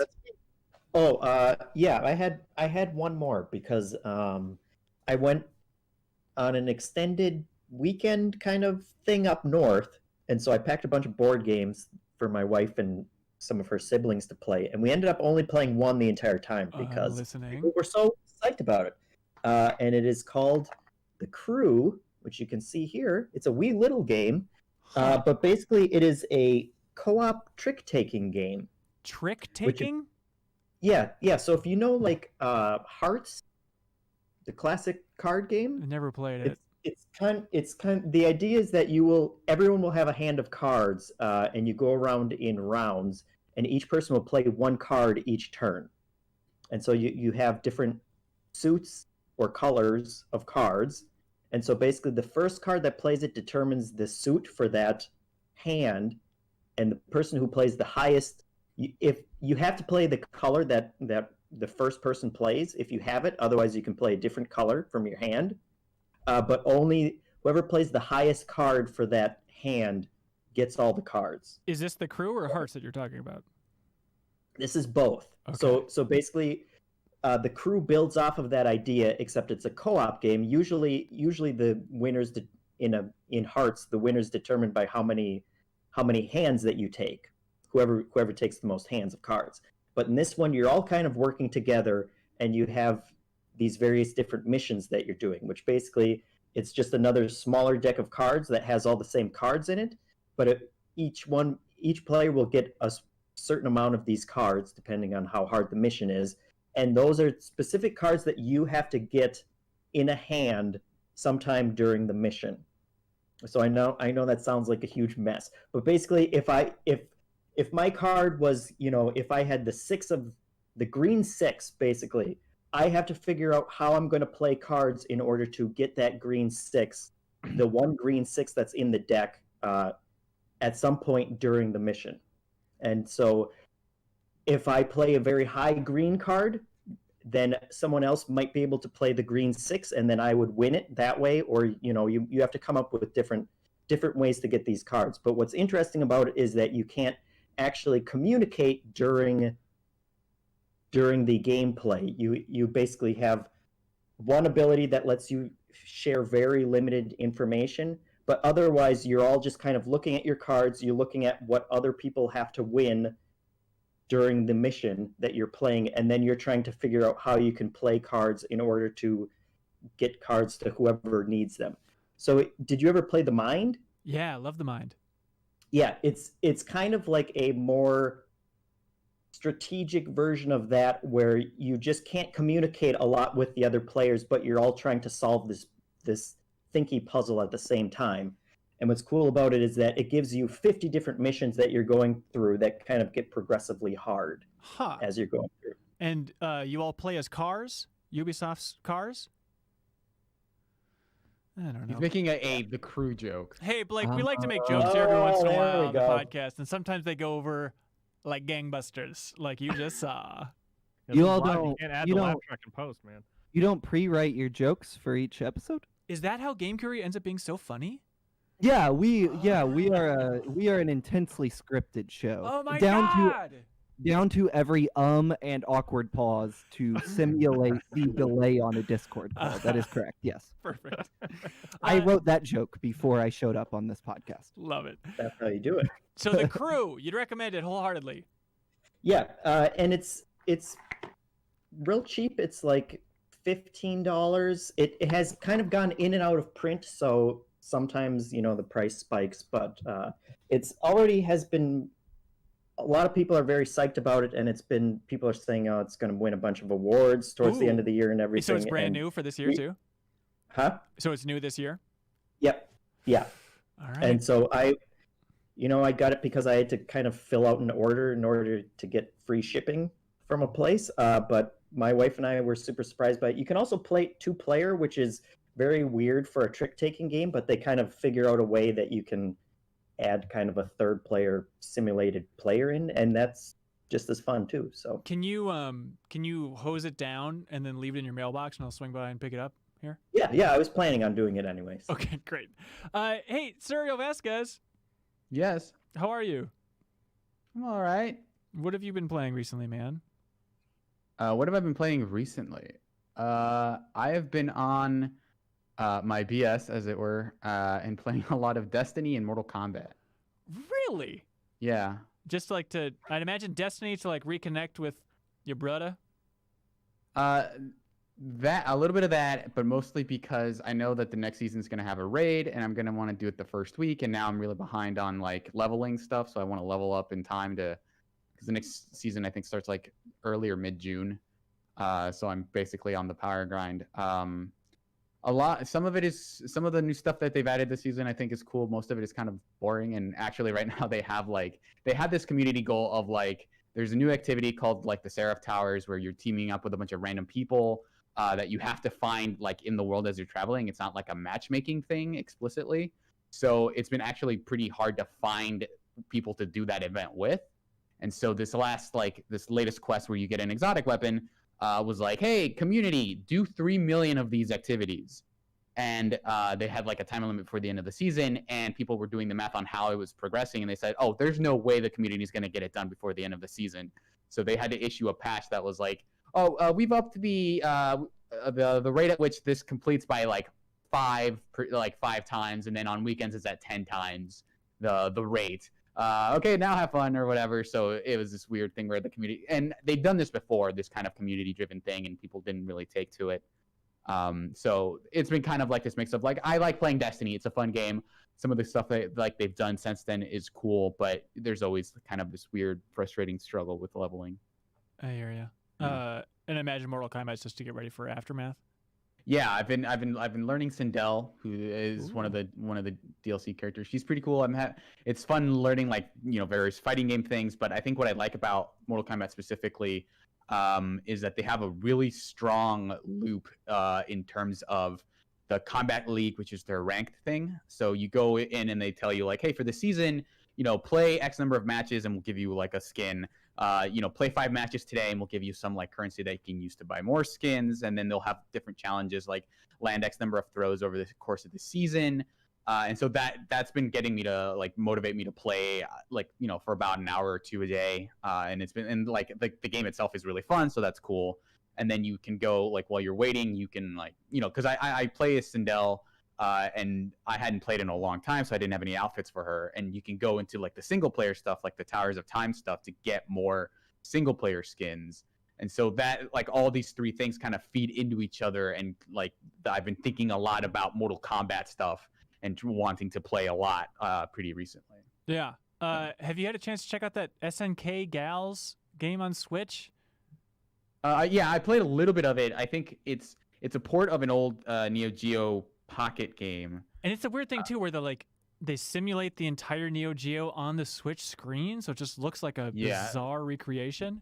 Yeah, so it runs on the original like aspect ratio, so it's like actually really small on the screen, especially portable. Yeah. And it's weird because like that screen is actually interactive, and that if you want for some reason, you can press the buttons in that visual and the analog stick and actually do all the motions and stuff.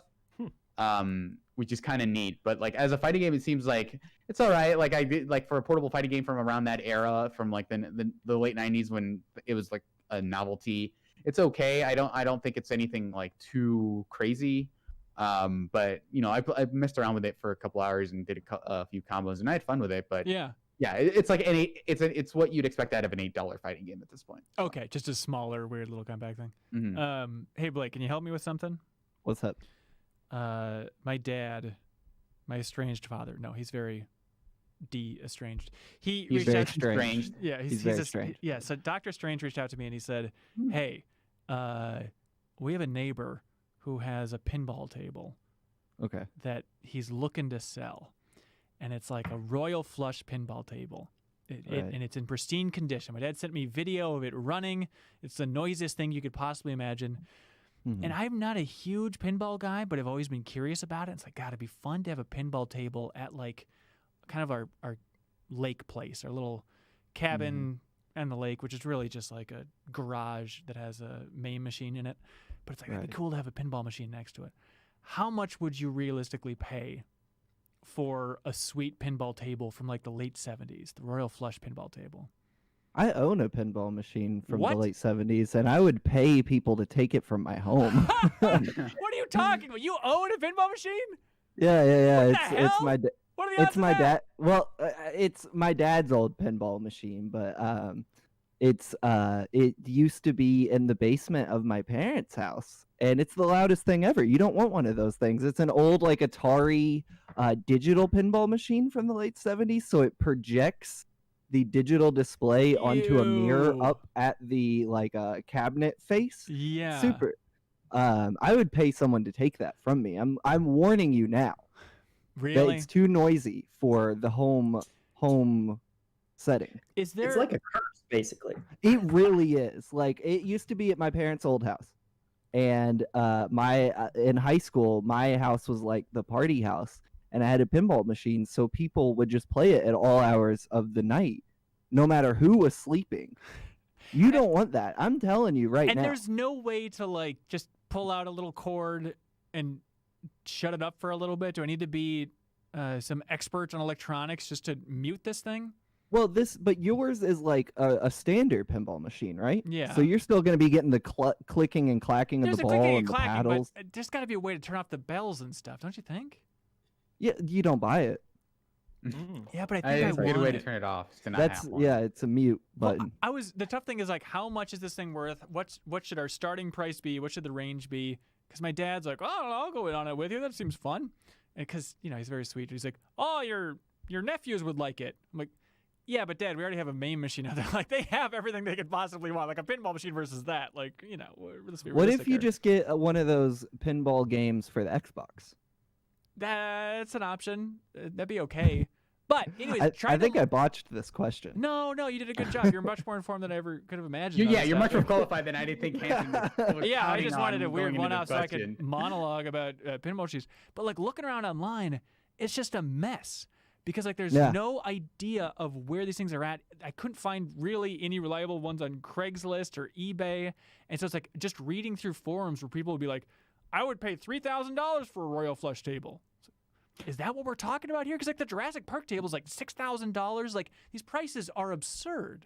It's really weird too, because one time I looked up to sell this pinball machine I'm just stuck with, and no one will buy it. You can't even find a price. Like no one wants it, so I can't even get rid of mine. It's like there's no in between for these things. Yeah. Well, Blake, I think the one thing we can leave this conversation with is that there's no easy solution to me wanting a pinball table and you desperate to get rid of your pinball table, so I guess we'll just have to move on. Hold on, wait a Oh, second. what an unfortunate crossroads. Hang Hold on. on, wait. Now Hey, the the floor gears is are Blake's. turning. Yeah, what do you got? I have a pinball machine. You do. Yeah, we already You have discussed- a vacant spot in your lake garage for a pinball machine. I'm dying to own a pinball machine. Yeah, why? I will, if you drive the 13 hours to my house in Kentucky from Minnesota, I'll give you this pinball machine for free. You could do that today. You could literally do it That's today. it. We're taking Forget MinnMax on the road. Go, Hanson. Yeah! That's how you get in your car, right? Dive into the wall in the basement. Okay. Well, the door's sealed shut, so I have to jump in the window. in order- Kyle, do you know how this whole thing operates? Is it a Patreon, Hanson? Hell yeah, it is. Patreon.com/MinnMax2ends. That's how we keep this whole indie trainer rolling. Woo, woo. So thank you for your support, everybody. We will have future deepest dives in the future. We've wrapped up Final Fantasy VII Remake's discussion, but it is the best, most thorough discussion about that game on the internet. Ended up recording that bonus episode where it's all about the game's ending and where we predict it's going to go in the future, which was very fun to do, but obviously we missed Kyle and Jeff on that discussion. So hopefully we can have you in the You made future. fun of us the whole time. Just a little bit. Just made fun of you a little bit. But for upcoming Deepest Dives, we will reveal what we're doing. Right now, the plan is to do like a quick one-off, which should be interesting and timely. And then in the future, we will let people vote on Patreon what game they want us to cover for the Game Club discussion. So it should be very fun to see which direction people go in the future. Ghost of Tsushima. Yeah, it'd be nice. We'll see how it goes. Also, I wanted to plug a couple things. Last week, we forgot to mention that a new episode of MinnTracks, our music podcast, was released. That was on Friday. So you can find MinnTracks as a separate podcast wherever you find podcasts. And the last episode, hosted by Matt Helgeson, always hosted by Matt Helgeson, and Jason Daphnis, the producer, does an amazing job on there too. But we had Kirk Hamilton, who was on the MinnMax show before, formerly of Kotaku and Triple Click podcast. And he was on there reviewing Jeff Buckley's Grace. And it is... That guy knows music, and obviously that's an amazing album, and so it's my favorite episode yet. No offense to you, Kyle, for your episode, or myself for my episode, but I think that Kirk Hamilton does an amazing job, and like him and his brain. It turns out when you quit your job as a game journalist to become a full-time musician, you're pretty confident about knowing music well. Yes. So please check out that episode of MinnTracks and leave us a review on iTunes if you'd be so kind. Also, on Tuesday this week, we, because of your support on Patreon, finally launched our interview show. So it's on our YouTube channel, and then also the audio is in the podcast audio feed, which is exclusive to $5 supporters at patreon.com/MinnMax2ends. And the first guest was a surprising weird one, Phil Tippett. Jeff, were you familiar with the name Phil Tippett before I started talking about him? I had heard it, but I couldn't place it. Okay. Oscar award-winning VFX guy from Hollywood.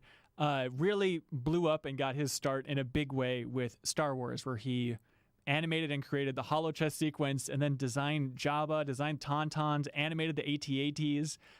He was there then working with Spielberg on Jurassic Park at the turning point for all of Hollywood, I'd argue, of when Hollywood transitioned from let's go stop motion, let's try some different special effects versus let's go all CG. There was a dinosaur supervisor meme about him on the internet a while ago. He animated Ed 209 in RoboCop. There's a lot. Starship Troopers. So he has been everywhere, and we have an interview with him on our YouTube channel we'd recommend you check out. He has the energy of a 70-year-old man who's kind of laying down on a couch talking into his phone to an outlet that he's never heard of, but a legend. And we will have more interviews in the future covering games and all sorts of fun things. It's very fun to reach out for that. Did you ask him if he was a Mortal Kombat fan? No, I asked him if he was a video game fan, and I think he hucked a loogie onto the lens. He was so disgusted by that concept. Oh, that means yes. Oh, that's like a MK thing? I haven't watched yet. What palace of Persona 5 is he currently on? So please check out that Phil Tippett interview, everybody. Thanks, and we'll have a lot more fun things to come in the future. Also, thanks to Captain Stubbs1. He says, hello, MinnMaxers. I'm very happy to sponsor MinnMax, my favorite video game voices on the internet. Thank you. First, everyone, please check out my not family-friendly gaming YouTube channel, Captain Stubbs1. Also, I'd like to take the opportunity to give a PSA. Please, everyone, if you need locksmith services, go to Aloha.com, Associated Locksmiths of America, to find a reputable local locksmith, as scammers are an industry problem. And finally, a little bit of getting better, some life guidelines I've found helpful that I'd like to share. Captain Stubbs1 every week wants to give different little life tips. This week he says, compare yourself to who you were yesterday, not to who someone else is today. Isn't that good? Thank you, Captain. I love it's like Captain Stubbs' little fortune cookies. Very wise words. I love this.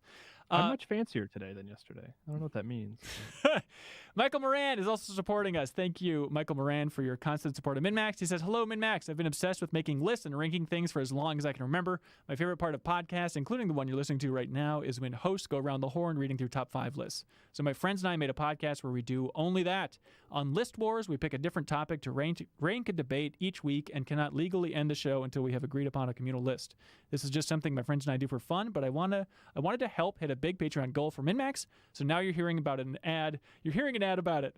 Episodes vary in subject, length, focus, and quality, but in true MinnMax spirit, I think we're getting better at it. People in the Discord seem to really enjoy our 2019 movies and hose head settings episodes, but please roll the dice on whatever topic sounds interesting to you. List Wars is available on all the usual podcast providers, and we try to post episodes every other week. And if it sounds like we stole half the games we play at the end of our show from GI or MinnMax, it's because we did. Thanks. I'm Ben Hansen, and I have to read this. Thank you, Michael.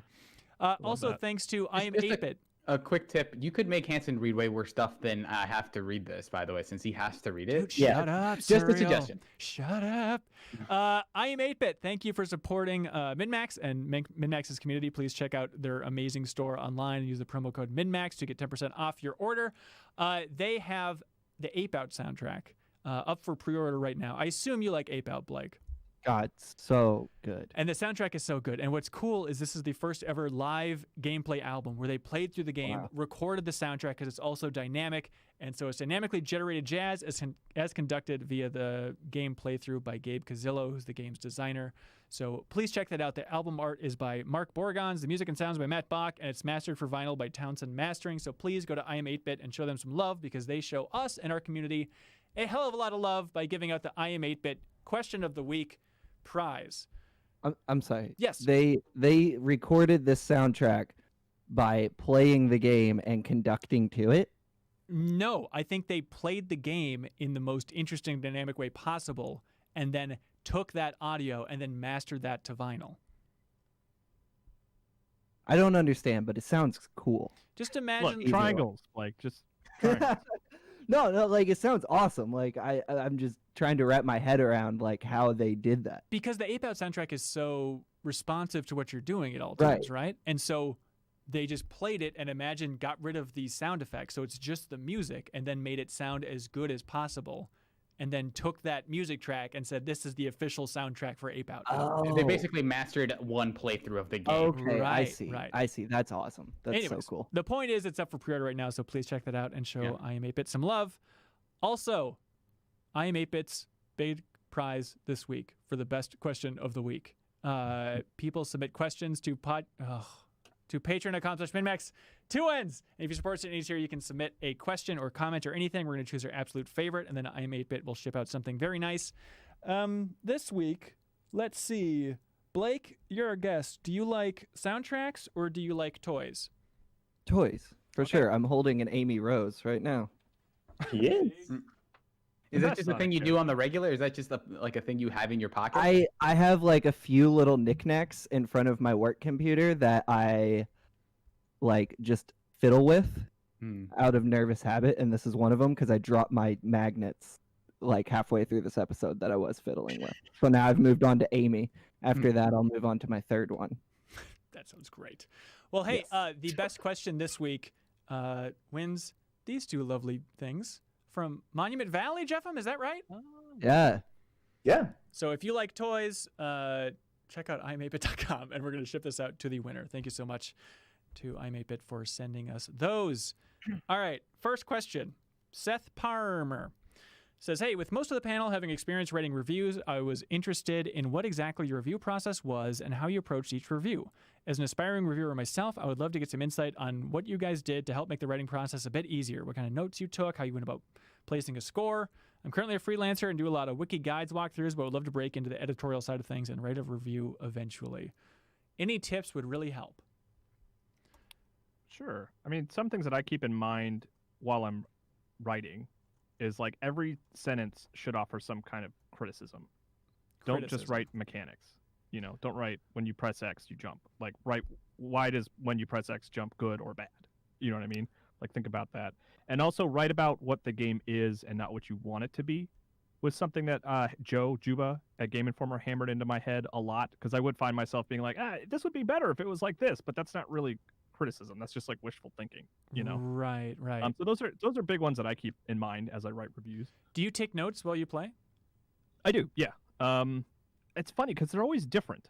It's usually just like I might write a note that's just like combat or something, and just to kind of remember to like you want to address that in your review. I don't really get into details in the actual notes. I wait to get into the details later.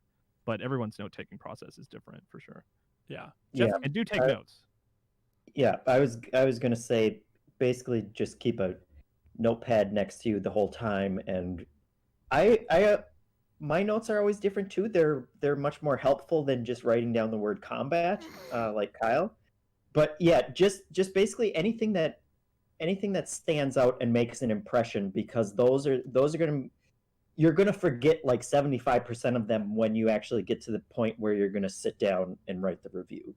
Yeah. And so once I have all those notes together and I'm ready to write the review, I will usually just kind of make a big list of the points that I absolutely want to make sure that I hit in the interview, and then or in the review, and then try and figure out a sensible flow that will take me from one point to the next as I go through it. Do you miss writing reviews? Not really. You know, honestly, I enjoy the freedom of just being able to have a conversation with other people who have also played it and share criticisms that way. Yeah. Blake, have you written many reviews? You're more of a features man, right? Very few in my career. I wrote a few for GameSpot a few years ago, so I don't necessarily feel qualified to give advice on this. You've written reviews for GameSpot. That seems pretty darn good, man. You're good, man. I mean, like, Proud of yourself. but also that was like years and years and years ago. I haven't flexed that muscle in a long time. But I feel like I can speak to what I like in a review, which is like usually just a personal touch, like understanding how a game hit that specific person because they were the person that played it. You know, I don't really like, I guess like Kyle said, I don't just want a rundown of mechanics. I want to understand like what resonated with the person that played the game. Yeah. So just injecting like themselves into a review always is a plus in my book. You know, it's not always possible with like some forms of writing. Like, I don't need you to know your opinion in a news post, but with reviews, like, let me know personally what you thought about something outside of like, it looks good or the sword felt fun. You know? Yeah, great. And then one thing to build on that is that don't get too caught up with, this is something that I did early on, was don't get too caught up into what other people might think of it, where like, even if it's fast paced or whatever, or like if you see yourself as like, oh, I could see why someone would like this, that's not really relevant to your experience. Like, you don't have to have the correct opinion on something, or the opinion that is like, well, what recommendation is most valuable to readers? That's like, ultimately you're doing them a disservice, because that's a disingenuous take to say like, to sort of come like conclude that like, well, like I didn't personally like it, but I could, like the combat seems okay, like the animations are nice. Like if you don't like the combat personally and other people like you end up being like the one person that doesn't like the combat, that's fine. Like that's it's your opinion. Don't be afraid to go against the grain on that, and just have like be confident in where you're at with the game, Yeah. Also, there's a very practical advice that Kyle, I forget if it was your tip or just a tip that somebody told you, but if you ever find yourself writing the word that, look at it, and 90% of the time you can remove it, and it's a better sentence. And that genuinely has changed the way I write, Kyle. Yeah. Command F, that.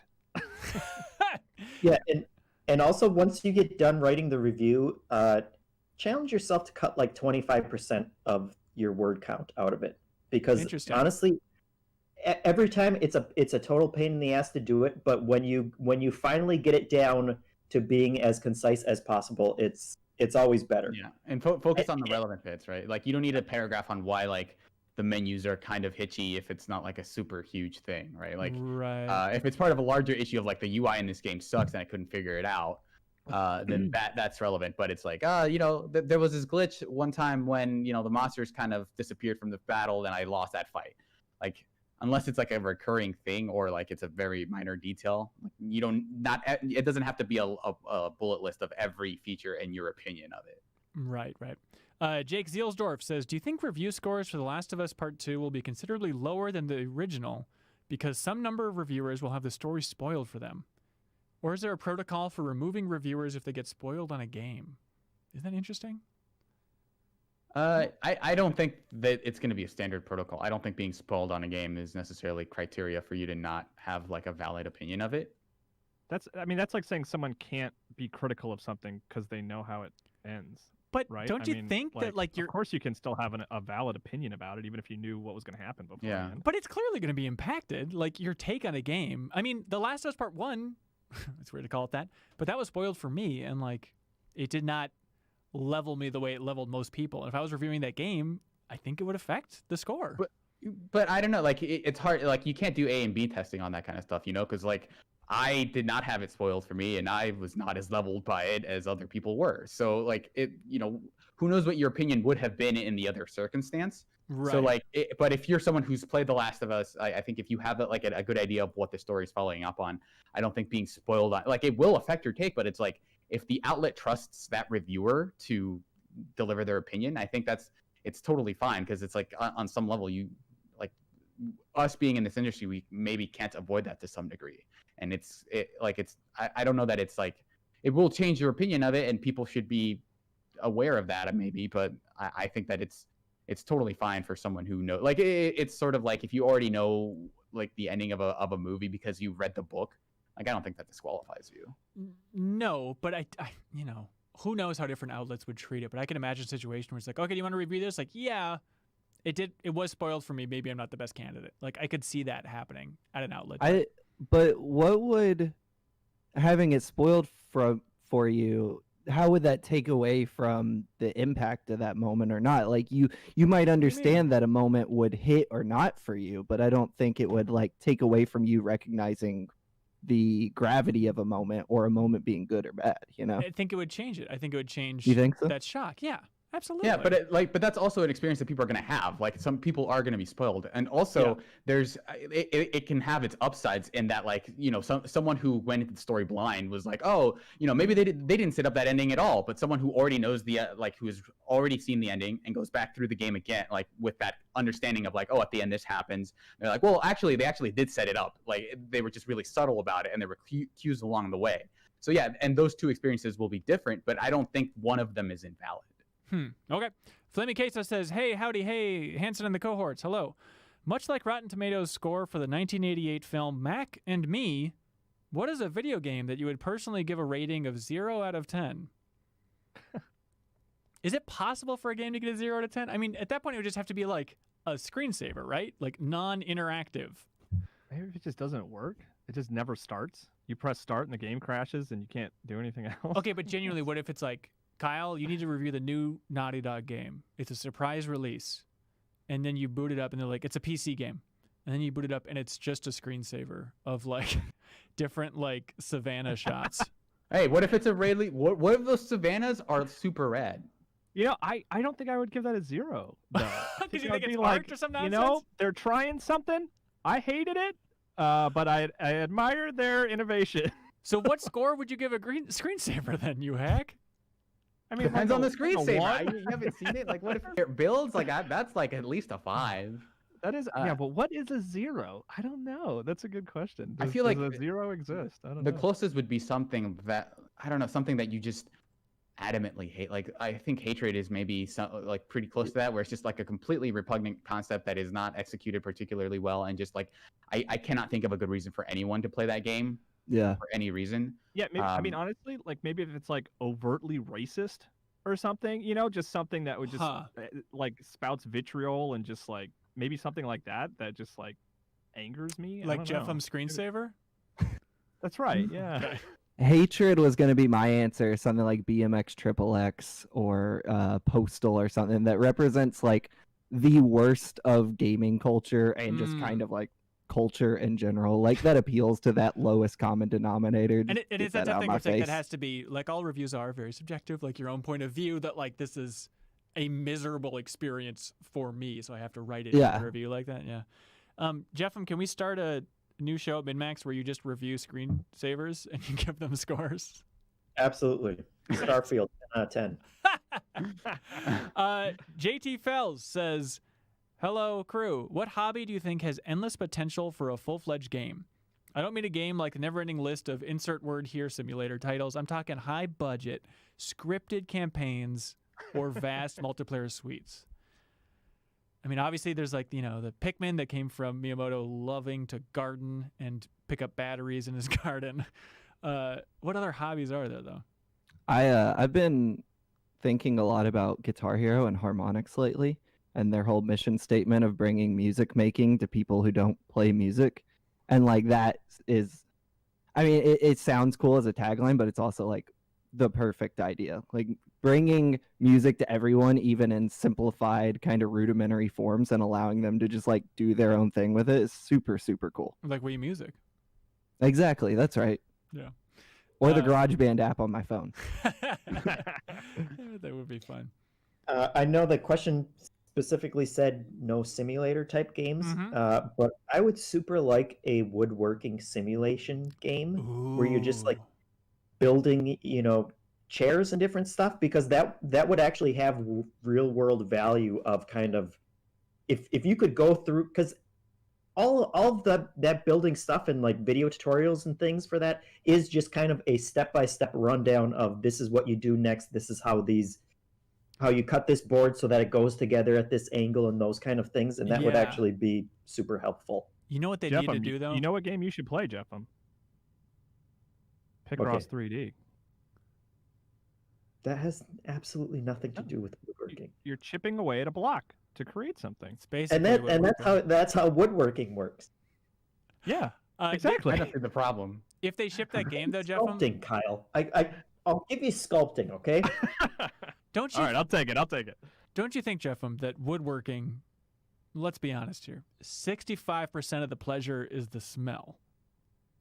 Yes? Yeah. 65. 65. It's a good smell. So they would have to somehow work that in, like, you know, in the box, like a scratch and sniff or something that smells like freshly cut wood. Press X to inhale. Yeah, if it had a physical release, I guess you could just put the disc in a pile of sawdust so that when you open it up. Or just make the disc out of wood. Oh. You know, Jeff'em, I have a scar on my thumb, and it's from carving a penguin out of wood when I was little. I had a huge knife. I'm like, oh, I'm making a penguin, and then just sliced the bejesus out of my thumb. But the penguin was raised in Australia. That's right. And then the penguin was black and white and red all over. Hello. You pre-wrote that one? I did write that one, yeah, at age 11. And that one landed a lot better than the earlier one. See, yeah, hang on. Pays off. We're doing this podcast live, and actually I can see the chat lighting up. It's out of control. Anyways, Tyler Carver writes in. He says, "Who would win in a fight, the aliens from Mac and Me or E.T.? My money's on the alien from Mac and Me because at some point they're holding actual guns and they're effing crazy." Oh, should I watch that movie? I think he pushed that kid in the wheelchair down the hill too. That's So all I know he's about got Mac a and lead. Me is the Paul Rudd stuff. So yeah, probably the Mac and Me aliens if they're literally holding guns. I mean, all ET can do is lift a finger and get pale. So he's got to go Going home Yeah. for reinforcements. No. Have you still have not seen that movie, have you, Hanson? Just bits and pieces when I was a kid, and it traumatized me. So it's the scariest movie ever made, and I refuse to watch it. Yeah. Deepest dive, man. Let's do it. Oh my God, that'd be terrifying. We can talk about the ride. That was kind of a sequel. We can talk about the PlayStation game, Return to Planet Green, or whatever it's called. Michael Moran says, "Hi, Menu Force. What's your favorite Tony Hawk Pro Skater trick?" Oh, it's the varial kickflip. Or no, the hard flip, the double square version. That animation is really good.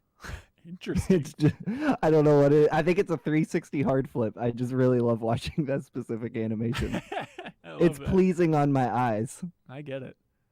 This I is like. Is it Christ Air where you kind of do the T pose and spin around? That one always gave me a chuckle. I like that one. the T-pose. So you like laughing at Christ now? Is that what you're It's doing? hilarious. Wow. Kyle, are you saying Christ Oh, is the how's original that comment T-pose? section doing there, Hanson? Yeah, a lot of people unsubbing. It's pretty brutal. For me, it's very easy because it's right up my alley. The Benihana is basically my name. So the first time I saw that, it's like, well, that's cool. Can you what is it? Can you describe it? It's, you grab the board and you woo woo woo woo woo. Oh, whoa. Okay. Yeah. Okay. Right. You take off like a helicopter, I think. Yeah. Pop Shove It is a good name for a trick. That is a great point. And what a great segue, Surreal. Witty nickname here says, "Hello, Hanson and the electronics adoring acolytes. Regardless of your feelings about the games themselves, what are your favorite game titles? A few examples I'm quite fond of are Lovers in a Dangerous Space-Time, Sins of a Solar Empire." This guy's into dirty space stuff. Guacamelee, and No Man's Sky. And, of course, the poetic lingual dance that is Dragon Quest Heroes, The World's Tree Woe, and The Blight Below. I unironically love that title. So regardless of the game... Yeah, I had to fit that into a headline at Game Informer. I love that. Best game names. Isn't that a fun question? Them My Fighting Herds stands out to me lately. That's pretty good. Them's Fighting Herds. Yeah. Mine was gonna be No Man's Sky, which No Man's Sky is really good. Yeah. What do you think it is about that name that really pops for you? Pop shove-its for you? I don't know, weird sci-fi cerebral kind of title. It's also got the apostrophe S and then another S though. No Man's Sky. It's true. Yeah, that's true. That's terrible. It is I tough. take it back. It's like the Demon's Souls. It feels gross to say. I'm kind of with him in the vein of stuff like I really like the name Ashes of the Singularity, which is like kind of a space strategy sim. Yeah, is that like the best name genre overall? Is the space sims genre, Space 4X stuff? Yeah, exactly. It's either that or stuff like that's really punny. And it's like, oh, that's a really good name for that. Like them fighting herds. And then there's the classic stuff like Under Night in Birth, EXE, Late Clear. Yeah, which is just a outstanding. Really tells you everything you need to know. Absolutely. The I was thinking of good names. I never got into that show Scrubs, so I'm not like a fan of the show. But they're doing a podcast with the 2 stars. Yeah. I don't know their names, but the podcast is called Fake Doctors, Real Friends. Yeah, you like that? It's just like I love that title. Like I have no interest in listening to it. But Is it Zach Braff and Donald Faison? Yeah, yeah. I don't know. I just really like that title. I thought that was a really smart title. I don't know. Yeah, that is a good title for it. That's not bad. I think of in the game it was very shoehorned in, but I like the name Anthem on its own. I like when a game just has like one strong word where it's like, oh, I've never considered a game being called that, but sure. But then throughout the game, it's like, oh, these are echoes from the Anthem of Creation. The Anthem of Creation. It's just it's too much.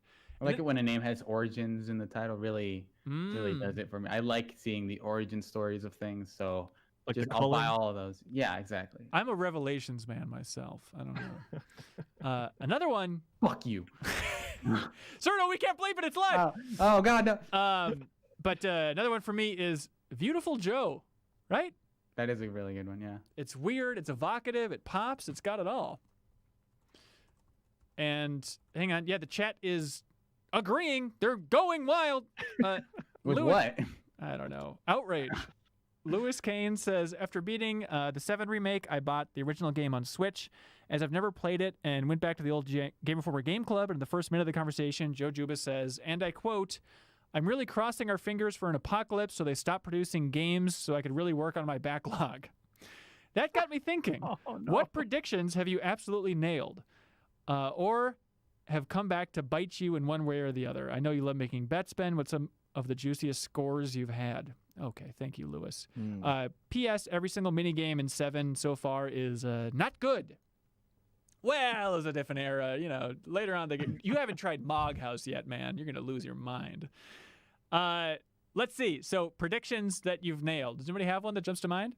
Yeah, a few years ago, I predicted that there would be a new Smash Brothers game that wouldn't be a port in 2018, and someone on the Game Informer staff called me, quote, crazy, and they were wrong, and I was right. Wasn't it? Yeah. Hang on, but it basically is a port. It is absolutely not a port. It's an enhanced port. It's not.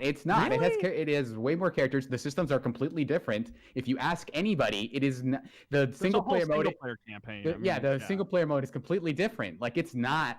But it is not a port. But they started with the old project file, I'd imagine, right? And just made a new branch off that sucker. So who knows how many whether they did that or B how many games start game. that way? Yeah. I don't know. I haven't thought about that debate in a long time, but I do think about that every once in a while. Like, is it hashtag not a port? Yeah. I mean, sorry not, for calling you crazy. It's okay. I think of before Force Awakens came out, and I think it was like when we first saw the first trailer, and I made a bet with this sucker named Kyle Hilliard. Because I made the bet that it's just a dumping on Kyle. No, I think I think you end up winning this one, don't you? From the No, I lost this one. So the bet was I bet that they will turn on the holochess board. Hey, Phil Tippett, look at this grand connection. They'll turn on the holochess board in Star Wars Force Awakens. And you might say, well, of course they would do that. But like before the movie came out, I think that's a pretty good bet. That's a good 50-50 bet. I mean, yeah, your bet I think the way you phrased it was like they'll focus on it in some way. Like it won't just be more so than it's in the background when they go on the Millennium Falcon. Like it will be it'll turn on. And it was funny because like I was pretty confident. I was like, oh, they got so many other stuff to reference. They're not gonna mess with the chessboard. But then like a few weeks before the movie came out, J.J. Abrams did that thing where he writes a note. Yes. He's like, hey, we're really enjoying making Star Wars, and he like put it on Instagram. And the note was laying on top of the chessboard on the Falcon. And I was like, oh, I lost this bet. That was very satisfying. I've got one. Someone claimed that there was going to be a Mario Odyssey 2 this year. It's going to be great. It's going to be great. I still don't think it's gonna... I'm looking forward crazy. to it. You already think you're right on that one, huh? Look, that was before I knew they were releasing 14 other Mario games this year. What the hell was I supposed to do? Not make an outlandish claim? I have a reminder in my phone to bring it up in November, so fingers crossed I can still... you should change it to December 31st, because you never know. You never know with these crazy Nintendo releases. I feel like I predicted that no one was going to give a crap about Google Stadia. Well, I can cash that in now, right? Well, I mean, you can write the check, and you can get in the car to go to the bank, but I don't... Well, you have to write it, Kyle, because you're the one who kept on saying it was important, so... No. Don't put this on me. Hanson is the one who has all the confidence in Stadia. I'm rooting for Stadia. I like Stadia. Hanson really thinks it's going to make it. Kyle, you said it was going to be the best thing ever, and you've been playing it since pre-release. Yeah, well, he got that from me, and I got it from Blake. Blake kept screaming, Stadia's the future, Stadia's the future. I've exclusively played Stadia since games on Stadia since it came out. I actually got rid of my Xbox and PlayStation and sent letters to both companies and said, "What are you even doing?" Hell yes. Here's a picture of me throwing your way? console out the window. Stud Muffin says, a few of us in the entertainment channel on the Discord, the MinnMax Discord, which you get access to if you support us at any tier, have been singing the praises of the Lord of the Rings trilogy, which began nearly 20 years ago. Good God. Some of us even think they are cinema's greatest accomplishment. What say you about the Lord of the Rings trilogy? The movies or the books? Like, I think the movies. Oh, I never saw them. I think what? Yeah, mine was Stop. Well, Stop. I saw the first one and the first Hobbit, but I didn't see any others. What a weird thing to do. What? I mean, you have your hat backwards. So you're a cool guy, but just too cool Yeah, for Lord of the Rings, or Yeah, well, that actually is the thing. Is I'm too cool, and lest we forget, jocks roll, nerds drool. So just kind of not my thing. So He's got you there. yeah. I don't want to make it a thing, but Yeah, that is, yeah. You are the ultimate thug. Not seeing two towers? Hell yeah. that's true. I have a weird thing where I haven't watched the last Hobbit movie. Every once in a while, I think about I just kind of left it at that. That just seems like something I should watch. But I'm not really into fantasy stuff, so I was always like, I saw them all in theaters. I've seen them all several times. I guess I've probably seen extended cut for all of them at some point in my life, but I don't love them. I love the music, and I love parts of Fellowship. Like I like when things are a little mysterious. Like my favorite sequence in Fellowship is still like the spooky horses finding them on that path and they're like hiding below. Like I love that type of stuff, like hiding in the woods and stuff. But when it comes into the realms of men cannot stand, I don't care. That's my thing too. Is I just don't really enjoy fantasy stuff. Stuff like fantasy and sci-fi just has never really appealed to me. So I've never got around to watching like all 30 hours of those movies. I like those movies because it's generally accepted that I'm the nerd in my relationship, but for some reason my wife loves those movies, and so she's made me watch them way more times. It's like at least once a year she'll want to watch through the entire series with some of her siblings, and it's fine, I guess. I enjoy the overall series and the storytelling, but they're like 9 hours too long. It's just I always fall asleep during the marathon. Yeah, my most lucid memory of Lord of the Rings is falling asleep twice during Return of the King, and like waking up in the middle of it. He's like, okay, well, I guess they're gonna go do the battle, and then I fell asleep, woke up again. They're still on this fight. Yeah, okay, you can take like 2 or 3 naps and still catch the ending of it. So. Yeah, the multiple endings. Do you guys think it was funny when Sam said share the load? Was that funny? Mm-hmm. Especially out of context, yeah. Okay. And then he pointed to his butt, and that was weird. I mean, undoubtedly a hell of an achievement and just a creative vision. Just how that happened, that Peter Jackson was handed the keys to that kingdom, and then not only that, but they said, yeah, go ahead and make them all at once. Like, that deal is one of Hollywood's best bets. It's just absurd. All right. Hey, this is one for you, Jeff. Scott Castro writes in and says, the recent news of the ESRB game description for Cyberpunk 2077, a title that allows you to customize your character's genitalia, gave me a great idea for a new MinnMax game. Are you ready? It's time to play ESRB Have. I analyzed the rating summary text for the top 10 most viewed M-rated games on the ESRB website. The summary text for the top 10 most viewed M-rated games. These are in-depth descriptions, not to be confused with content descriptors such as blood and gore that you see on the boxes. So, can you guess the 10 most frequently used action verbs in these M-rated summaries? Some examples that fell just outside the top 10 are, quote, dismember and, quote, moan. Also, an example, if the film Mac and Me were a video game, some of its action verbs might be, quote, dance or escape. So these are lengthier descriptions, right, of these things in these naughty games. Try and guess the action verbs, top 10 most used. Does anybody have a guess? Shoot. Shoot is number 10. Way to go, Kyle. Right. There we go. Wow, shoot's only 10? Yep. Yeah, that would be higher. Is beheading one of them? No, it is not. Can we decapitate? No. Remember, dismember was one of his examples outside of the range, but no. Sex or sexual? Whoa. Is that a question or? No. Okay. Stab. Kyle, you're getting warmer, but stab is not in Slice? the top 10. Nope. Pierce. Nope. Penetrate. Violence or sex. Okay, Jeff. What's the difference in your crazy lifestyle? No, actually, not on here. Really? Okay. Nudity? Nope. Well, that would be like more of the descriptor, I think. This short. Yeah. Action verb. Undress. No. I think they're going to be violence, man. I think they're all going to be violent. Yeah. Interesting. Inhale. Oh, no, but that's an interesting take. I think you're warmer on some of them. Vulgar or profanity? Is that a verb? No, it's not a verb. That's not a verb. Yeah. Okay. Vomit? Curse? No. Consume? Oh no, but a different Keep word getting for that. excited about the wrong A answer. different Drink? word. What's that? Drink? Nope. Think. Okay. No. Smoke. Inject. No. Smoke was not. No. Smoke. Okay. Okay. Let's do charades. Ready?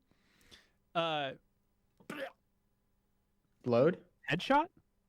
Yeah, but what's it called Explode. when it's like blah, and then it's like Exit. everywhere? Exit wound. No, then it's like around me.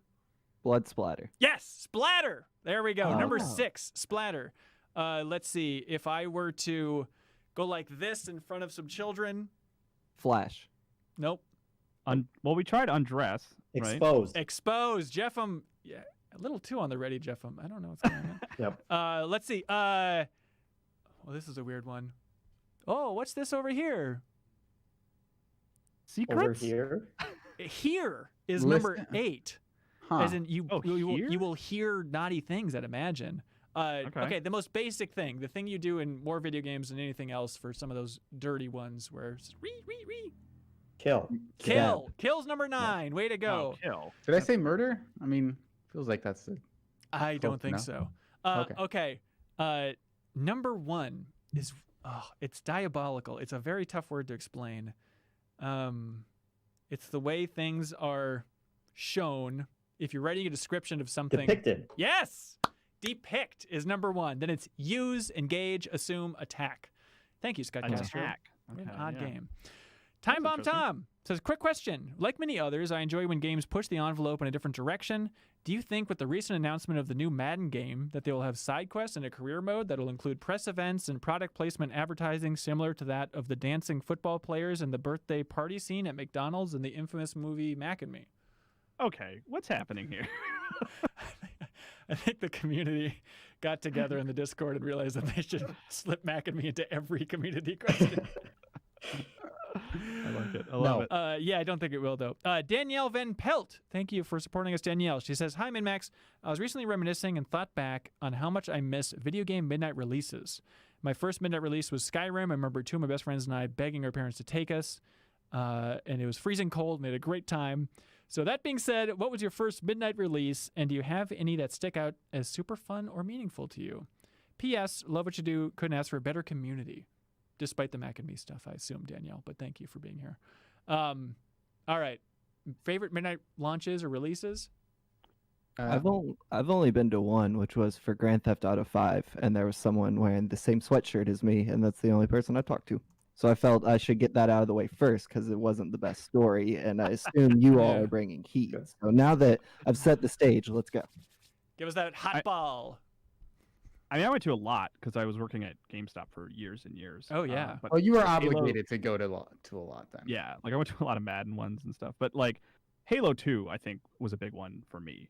Like went with a buddy and just like stayed up all night playing, and like there was just it was like maybe people forget like that was like the most anticipated game period, like in the leading up to it, and so that one stands out for me a lot is Halo 2 for sure.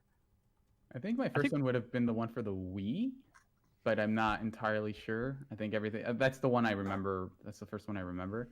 Hanson is retching over there. I I've think. never sneezed in a podcast after so many hours of podcasting in my life, and it finally happened. And I'd like to apologize to everybody. I've been holding back a cough this entire podcast.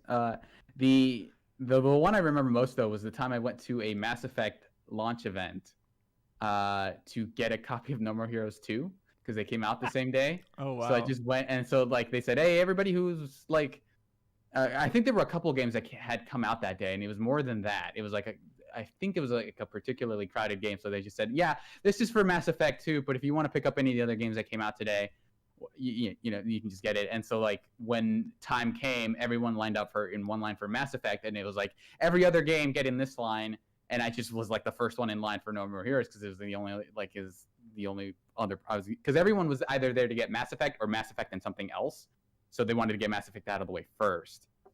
So I was the only one who came in, got my copy of No More Heroes 2, and then promptly left ahead of everyone who got Mass Effect. Very smart. And I felt very cool. Hell yeah. Let's see. Oh my God, what was this? I was on the South Park Stick of Truth cover story trip for Game Informer, And so we're with THQ because they published that first game. And at some point, the PR guy, who his name is Neil, and now he's like doing a bunch of the PR for Square. He was the one who at the E3 presentation like helped walk us through the battle system for Final Fantasy VII Remake, which is very cool. But anyways, he was just talking about like, oh yeah, tonight we're doing some promotional thing for Saints Row 3 because it's coming out soon. And it was the night that Skyrim launched, so 11/11/11. And Saints Row 3, it turns out, was launching 4 days later. And so he's like, oh, we're going to do some marketing thing where I'm going to dress up like Professor Genki and go harass people in line for Skyrim. And I was with Dan Reichert, and Dan Reichert said, well, I got to get in on this. That sounds great. I've always wanted to dress up in a mascot costume, and I love Saints Row. And so when that came out, then Dan's like, you need to film it, I remember being a little bit of a stick in the mud, like, this is gross. Like, this feels like kissing THQ ass. And, you know, ultimately Dan was right because it ended up being very fun. And there's a video, if you go on Game Informer's YouTube channel, just search like Skyrim Professor Genki somewhere on there. And we made this whole video about Dan dressing up as Professor Genki and just harassing people in line for Skyrim. And it was so uncomfortable because I had to like go to these lines and I'd be like, hey, I'm Ben from Game Informer, and we're in Southern California. Gosh, what is the name of that town? Burbank? Yeah, no. What's the one we're Los sitting in? Angeles. Yeah, South Los Angeles. Anyways, the point is, so we're down there, and I just had to like interview people in line about, oh, what do you like about the Elder Scrolls? Just pretending to pay attention to them because I knew that Dan was then pulling up in this absurd like energy drink truck as Professor Genki and like jumping out then like shooting cannons at them and stuff. And so it's like this weird feeling of like, as I'm waiting for this truck to come blaring on the horn around the corner and Dan to make an ass of himself and crotch chop everybody in line. But like the funny thing is like, when you're watching the video, it's all well and good because we put music under it and stuff. But in the moment, it was the most uncomfortable thing in the world because it's just Dan in a Genki suit, not talking, just going up to these lovely people and just crotch chopping them and just like harassing them, not like physically messing with them, but just like, you know, being obnoxious around them. But it was all just silence, just complete silence because everyone's looking at him like, okay, I think it's like that GTA ripoff game. I don't know what this is. No one knows what it is, but it was a surreal thing. So Did you pick up a copy of Skyrim? No, we didn't actually. We just left. Holden Hints writes in and he says, let's talk sneakers. What are your shoe situations? How many pairs do you own? What are your favorites? Or do shoes not matter to you? My favorite pair I own is an Adidas Street Balls pair that are very chunky dad shoes. I don't care at all about shoes or sneakers in any way. Is anybody into sneakers? Blake, you're a sneaker man? I own one pair of shoes, and the sole is coming out of it right now. Oh. It flops a little bit. Sometimes when I walk, I trip on it. Surreal, Cool. I could see you getting into sneakers. They're way too expensive. Hell no. Mm-hmm. I have two pairs. I have one pair that I use for exercising, which is like a pretty standard pair of running shoes, and then I have like a thing of like Allbirds, which is supposed to be this really like, it's supposed to be comfortable and large because I have like kind of large feet, and so it's hard to fit in most shoes. And so that's basically like a glorified sock with a sole on it. And so that's like the one that I more or less kind of have to wear most of the time. Yeah. But I think for most occasions, I use one of two pairs of shoes. Yeah, I like wrong crew. Slip-on black Vans. Like I just wear them down and then I buy another pair and just wear them down. And so I'm sorry we're not excited about You're shoes. the best podcast to ask this question. I know. Hell yeah. All right, Vala, give us your haymaker. Right now, Shay is screaming at his computer screen. Yeah, Brian Shea is very into shoes. But for this, not for the other reasons he screams at his screen. God, are you guys watching Last Dance, the Michael Jordan documentary? I don't know. Is there an online way to watch ESPN? I've been watching it off of ESPN.com, but I think you have to log in with like a TV thing. login or something. But it is unbelievable. It is so good, and it's one of those things where you don't realize how nostalgic you are for 90s Bulls because like I don't really like sports too much, but I like Space Jam. And then you watch and it's like, oh yeah, I did watch a lot of 90s Bulls. Like this was a huge part of my childhood, especially trying to be cool in middle school in the 90s. Like you had to pretend or feign interest in the Bulls, and it is incredible. It's so well done. It's a 10-part series, and just like seeing this behind the scenes footage of Michael Jordan just at the height of his game and how cocky he was, and it's that balance of he's a real dick to all of his teammates, but at the same time he's like, well, look, I needed to push them because they weren't going to win unless I was a dick to them. So you know what, who's laughing now seems to be his takeaway.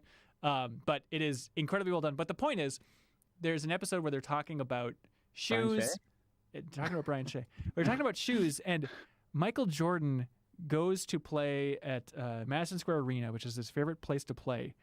And because it's his last game there, he's like, well, I'm going to wear shoes that I wore in 1984 when I first started in the NBA. So he wears these 1984 shoes, plays the game, plays like a champ, of course.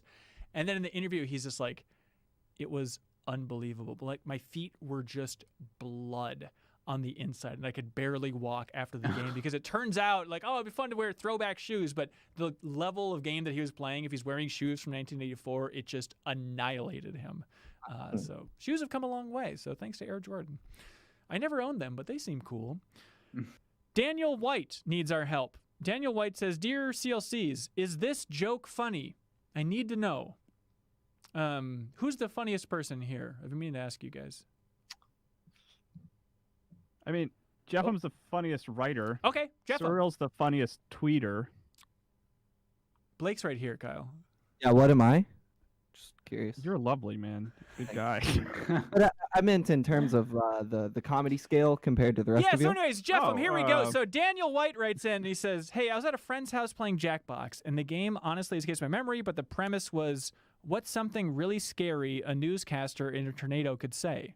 This is Scriplash, by the way. So what's something really scary a newscaster in a tornado could say?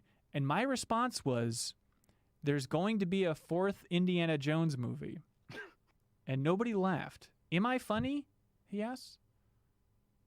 Made me laugh. It made Kyle's a sweetheart. You'll give it to him, Jeffem. Yeah. A solid. Congratulations. Solid 4. Scott, or Daniel, sorry, we love you. Thank you for your support. I'd give the joke a 4. But when you're on the line in Quiplash, That's true. you know, but at least it wasn't just, oh, here's a fart. But it's not like, oh, I just winged this thing. It's then, I am so in love with this, I need to write into the podcast to have them weigh in on it. So he's committed. I read it more as an existential crisis of him kind of just reevaluating his entire life. Okay. So interesting. I'd say you don't have to go that far. I don't like it as a burn on Indiana Jones. I don't think that's funny. Like the joke that like the last movie was not good, so that means the next movie is gonna be bad. Like that's not funny to me. But the the idea of a weather reporter being concerned at all about Hollywood in any way during a tornado is what's funny to me. Okay. Yeah, I think it being unrelated there is the joke, but maybe there's like something there's a way you could workshop a much better version of that joke. Okay. All right. Bryce Cunniffe says, I have a golden birthday coming up. I'm over 21 and I live alone. Since I'm going to be stuck inside celebrating, what are some ideas you have to help me celebrate? Congratulations and happy birthday, Bryce. What's a golden birthday again? It's like you turn the age of the month of the year your birthday, month of The right? day. Wait, so The you day? had one and you didn't realize it? Yeah, I guess so. Because When- I'm 23rd and I turned 23. I don't think I even batted an eye. Oh, weird. I'd never heard of golden birthdays until recently. My kid told me about them. What are you talking about? Nobody in your family was like, hey, it's a golden birthday. Your brother is obsessed with dates and birthdays. He's like, he invented astrology, and he did not mention this to you?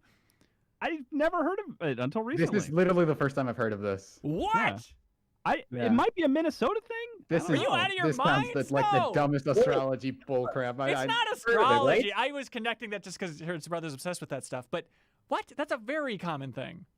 The idea is that like when I was born on January 20th, so my 20th birthday would have been my golden birthday. Yes. And you blew it. Hey, Are you now- familiar with this, Blake? No, I've never heard this, but your brother invented astrology? Yeah. No, he's a smart guy. Oh, I Wait. think it's a Minnesota thing or a Midwest thing. I'd never heard of it before. Hang I've on. never heard of it. Bob But I Buell was, in I the was born on chat. the 3rd, so maybe we had a slam a jam. Don't and I remember just your missed- golden birthday. Oh, hang Yeah, I on. mean, it might have You had a been. golden baby shower is what you had, I think. Yeah, 3 years late. Okay, Bob Buell in the chat has never heard the term. Matthew Paxton has never heard it. Shortest Straws from Ohio, he's never heard of it. Jolly Good Then has never heard of it. William Garcia's from the West Coast. He's never heard of it. Jake is from California. He says, I've used this term. Okay. So it's a Minnesota and California thing? What the hell's going on? My world is shattered. It's like a duck, duck, gray duck crap. Right. Well, everybody knows that's where you double the numbers in the birthday, and then that's your duck, duck, gray duck birthday. So yeah, mine will be when I'm 30. I don't know. Anyways, the point is, when you're 30, sometime it's coming up. I didn't do the math ahead of time in my head. Okay, but how can Bryce celebrate here? Order some really good food from like a takeout restaurant. Yeah. Make it a local one. Yeah. You can. Yes, and then get your favorite beer and watch The Last Dance, one of the greatest sports documentaries of all time, and watch Michael Jordan do really cool stuff with his tongue hanging out. No, watch Mac and Me. I'm sorry, that's right. I meant watch Mac and Me, the ultimate Last Dance, when those aliens dance in Mac and Me. And then 12 hours of Lord of the Rings and take a nap, and you're good. You got it. Happy golden birthday. Taylor Owen says, have you noticed that Final Fantasy VII Remake still doesn't have one patch? After 15's post-launch, I expected this game to get a bunch of small tweaks and little DLC items, but it hasn't. Do you think it's due to coronavirus? I saw people online complaining that Square was incompetent for releasing a game without a day one patch, so I guess things have come full circle? I love that idea. I haven't even thought about that. But I know that, like... Why would you complain about that? I don't know. I mean, people want the door texture fixed and stuff, but that is really interesting. I know that, like, Dragon Quest XI took forever before it got patched. I don't even know if it has at this point, so I don't know if it's a Square thing, but I guess 15 was constantly trickling stuff out, so I don't know. And they just decided against that after 15 kind of failed on that front. They were just like, no more patches after this game came out. Who knows? People might also not be in the office, too. I mean, that could totally be it, you know. Alex Bernigar says, throughout the storied history of gaming, there have been dozens of iconic characters, but perhaps even more plentiful have been the knockoff characters hoping to cash in on the success of their inspiration. Most of the time, they're forgetful and otherwise hollow. However, a few of them normally do find their footing, much like the titular alien in the cult classic Mac and Me, which surpassed expectations and became so much more than an E.T.-inspired McDonald's commercial. Are there any characters or games that wear their inspiration on their sleeve, but you still find charming and enjoyable in their own right? The rip-off characters that you love. I mean, I guess, like, Gato Roboto, which is just like a wholesale Metroid rip-off, like not even pretending. But is hang on, fun, but it's like that's more of a genre thing than like a character. And there's a huge distinction between homage and rip-off. Yeah, don't you think? Yeah. I mean, it's more of an homage for sure. I feel like Joel and Ellie are directly lifted from like Lone Wolf Cub and Boy and Son, or Guy and Son from The Road, and just kind of like thrown in a blender. Right. And I love those characters. I think they're great. But I mean, it's like they kind of wear that on their sleeves, though. I think Neil and some other people have talked about both those influences at length. Yeah, absolutely. That's a good one. Yeah. There's there's the classic Dan situation, who's a ripoff of Rio from I think one of the SNK fighting. It's not coming. I'm having a brain fart, but there's a character in SNK games called Rio. I think Sasaki, who's a ripoff of Ryu, who's kind of like their parody of Ryu in the SNK games, and then Capcom ripped him off and called him Dan and made him the worst character in the game. So I think Dan is up there in terms of like wholesale ripoff, but there's like a fun extra layer on top of that. Right. It's funny because they don't wear them on their sleeves because none of them have any. It's true. Also, I mean, could you count like all the ninjas in Mortal Kombat as kind of ripoffs? I mean, I know it's the same game. Can you rip off? Can you rip yourself off? I don't know. Let's find out. You repeat yourself. You don't rip yourself off. I guess that's true. Yeah. Jeff, I recently learned that Max Payne 3 is like a beat-for-beat ripoff of the Denzel Washington movie Man on Fire, so perhaps Rockstar's version of Max Payne 3. Yeah. Max Payne and Me? I don't know. Max on Fire. Yeah. What you were doing something bizarre with friend of the show, Jacob Geller, yes? That's right. What is this? Yeah, it was a tier for a charity stream we did to raise money for medical workers who are fighting COVID. One of our tiers was Jacob and me would start a Max Payne 3 retrospective podcast, which is kind of like the deepest dive you all do, where it's, play a chunk of the game, record a podcast, play a chunk of the game, rinse and repeat. Yeah. It's called Something Rotten. It's in the normal Game Query feed where we actually just dump all our podcasts. It's probably very confusing for anyone who subscribes to that. But we're actually continuing it. and announcing tomorrow what our next game is going to be. But like the series Ooh. has moved from just Max Payne 3 to focusing on this weird genre of bleak nihilistic games that there were like a ton that came out in the PS3 era of just like really bad, awful dudes doing really awful things, and we're gonna go through them all. What do you have another example? Mafia 3 is one we've talked about. Grand Okay. Theft Auto 4, another one we've talked about. Grand Theft Auto 5 while we're at it.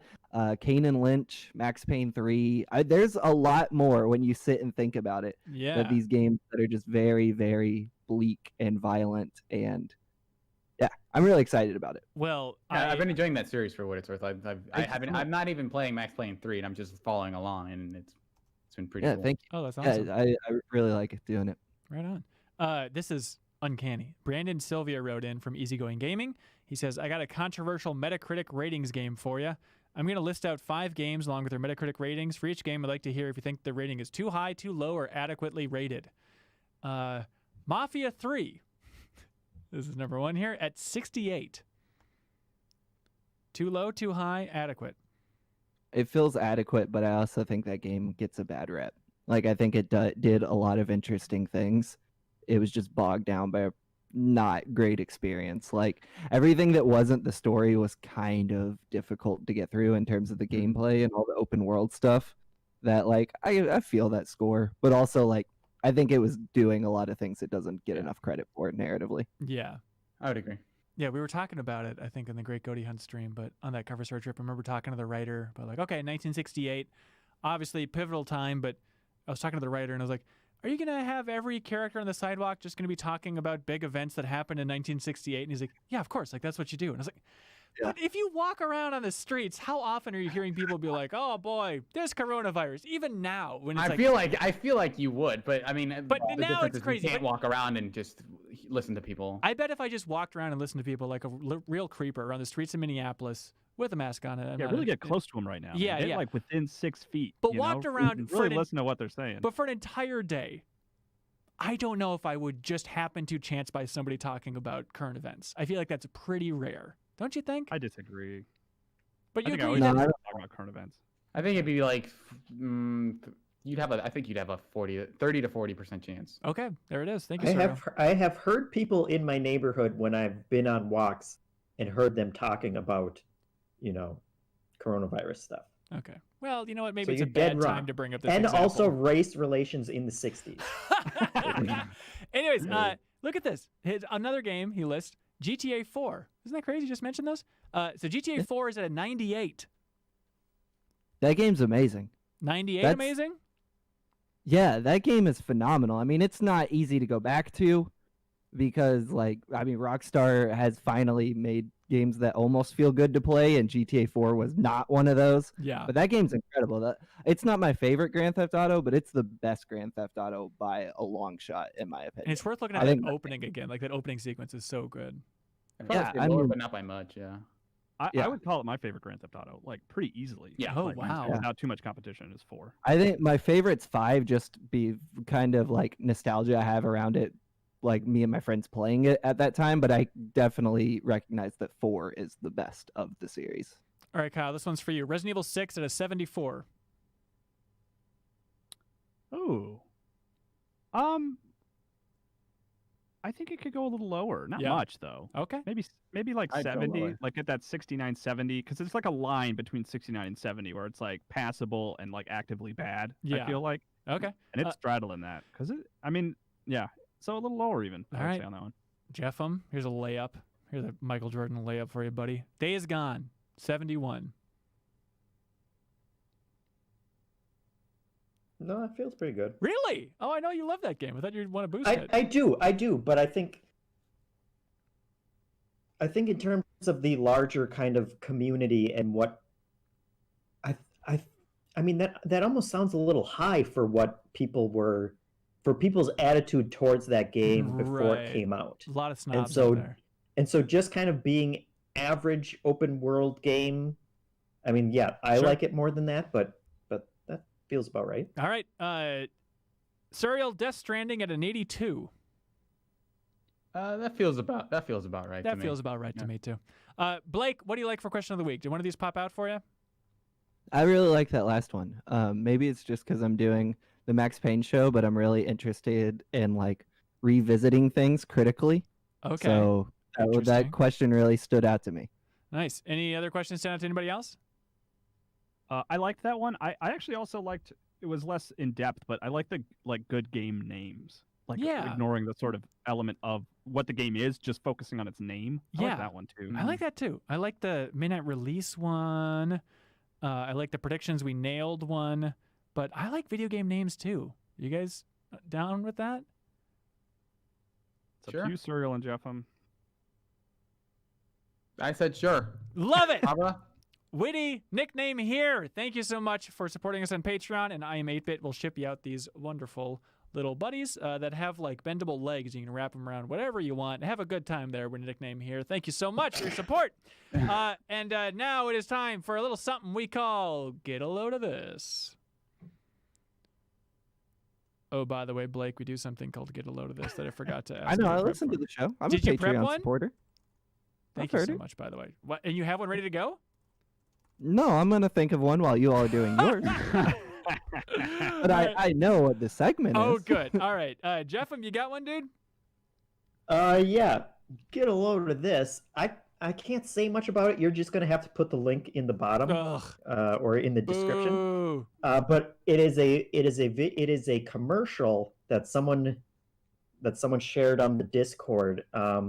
It is a commercial for a product that is targeted towards women, and it just absolutely blew my mind, as well as everyone else who has seen like this tweet cut of it. Kyle, you're nodding your head. You I think probably I know what it is. about, yeah. But when you watch the video, you will not in a million years guess what it is a commercial for.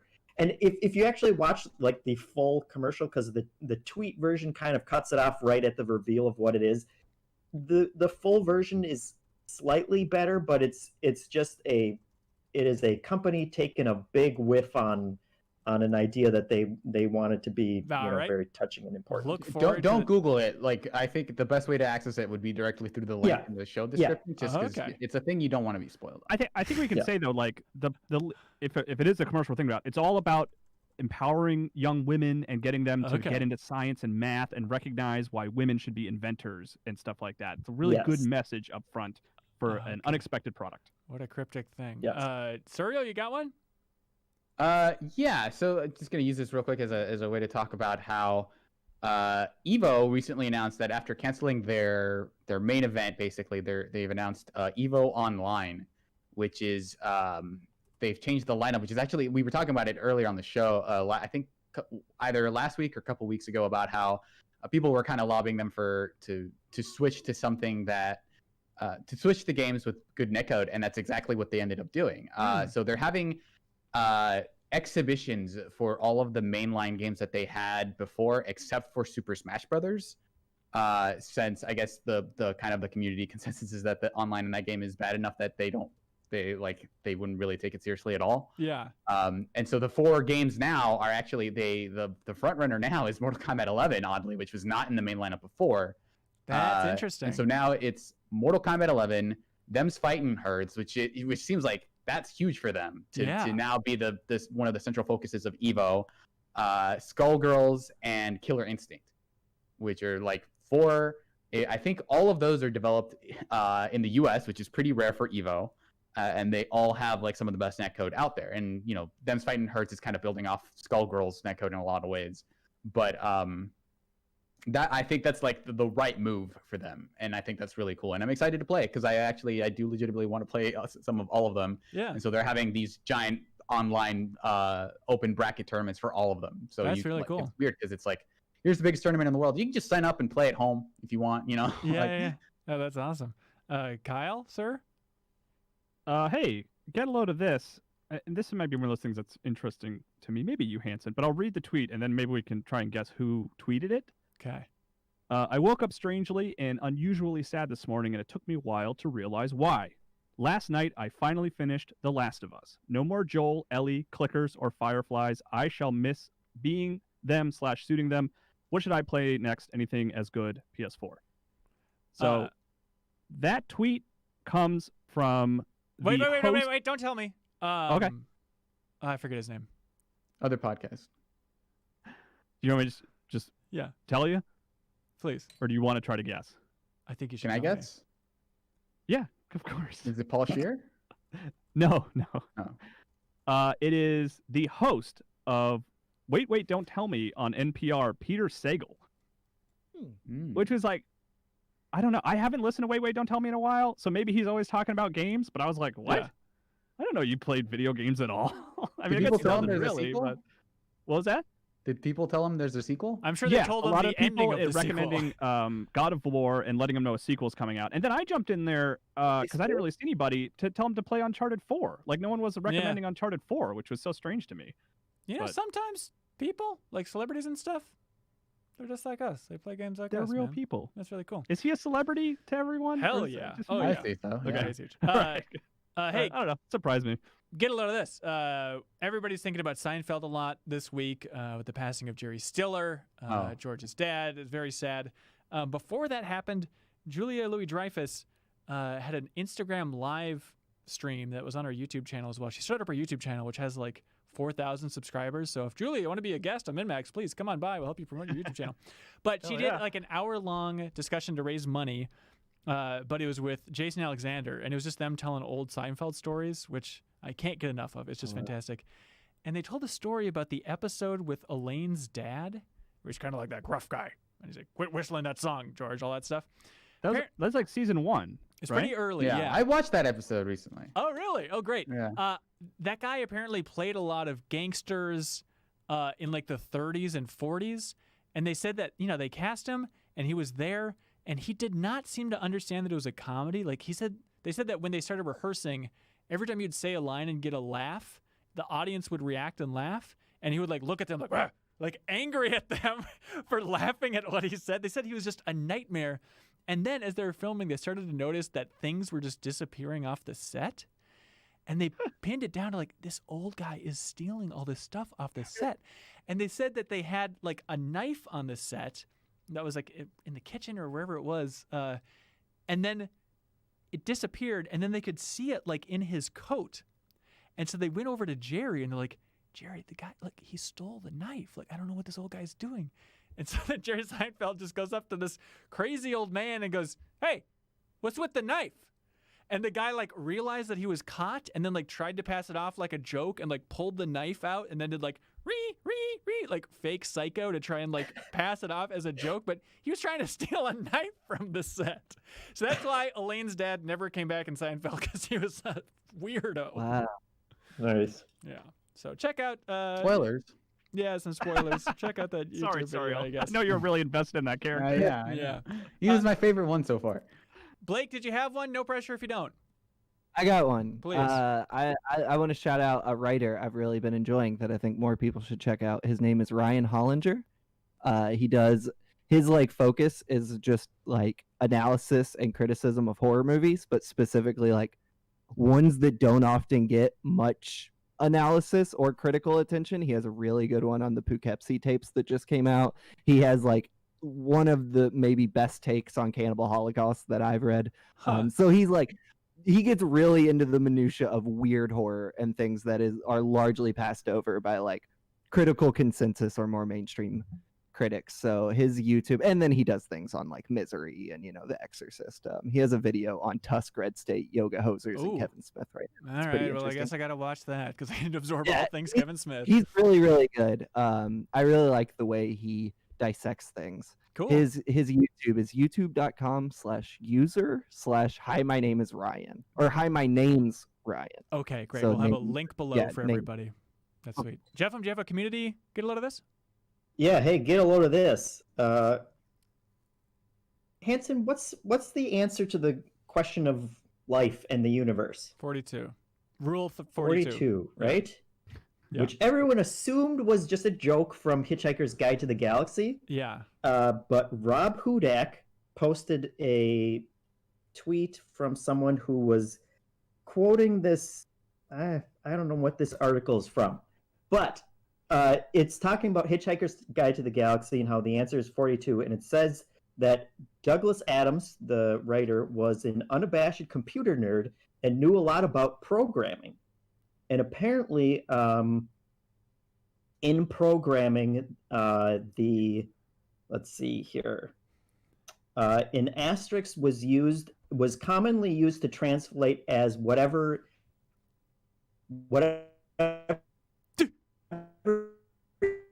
you want They don't want us to know. Yeah, Just Jeff, someone you just broke doesn't up. You want us just to know. turned into a kid's electronic piano. to be in programming language. An asterisk is kind of this. And in ASCII, the computer programming software, 42 is the designation of an asterisk. Okay. We don't know if you're done I'm talking. sorry, Vala, that the entire I still here? your entire message is just turned into like dial-up noise. Yeah, for so me. 42 is an asterisk. Is that the point? Are you back? Yeah. You're normal again, yeah. Okay, Jesus great. Christ. Yes. So 42 is an asterisk. And so people are saying that actually it was a much deeper joke. I think that's now they're reading into it too much, but that's very cool. We have a bonus episode of the Game Informer show you can find in the archives where it's all about Douglas Adams and his history with video games, which I think was very fun. We did back in the day, so check that out. And again, those community get-a-loads of this are from the Get-a-Load of This channel, which is a never-ending stream of interesting things in the community Discord. But hey, Blake, thank you for being here, sir. Anything you'd like to plug? Sure. I mean, thanks for having me. I was super excited when you all asked. I'll just plug the usual things. You can follow me on Twitter at Metallica is Rad. It's a super easy Twitter handle to remember. If you ever perfect. forget, just think to yourself, "What is Metallica? Metallica is Rad." Is it a faux pas to plug my podcast on a podcast? I will No, be go for it. outraged. Yeah, that's the point. Okay, yeah, please listen to Game Query. I think we do super interesting, cool things. Like we have zines and a whole 3 different shows you can listen to and a bunch of free stuff to read and art that we put out. So I'm really happy about that. Yeah, that's awesome. And then most of my writing is found on Polygon, but if you want to check out the stuff I've done for them and other outlets, you can go to my portfolio website, which is Blake Hester, HESTER.rocks. So if you ever forget the name to that, just think, what does Blake do? Blake Hester rocks. Perfect. Well, hey, thanks for being here. You're welcome back whenever you'd like, sir. Cool, I'll be here next week. Okay, sounds good. And thanks to our $50 supporters on Patreon. That's Captain Stubbs 1, I'm 8-Bit, Jawarhello, Rob Hudak, Zachary Pligge, BeatenDownBrian, TheSmak, Mark Seliga, Andrew Vala, Mirko Arico-Torreno, Jesse Vitelli, Yarrow, Michael Jacques, Adam Walker, Ludwig Roque, Adam Sanford, Matthew Paxton, and James Smith, and David Lacolucci. Thanks so much, everybody. Be good, have fun, let's go. Bye, everybody. Woo. Sweet. All right. Stream.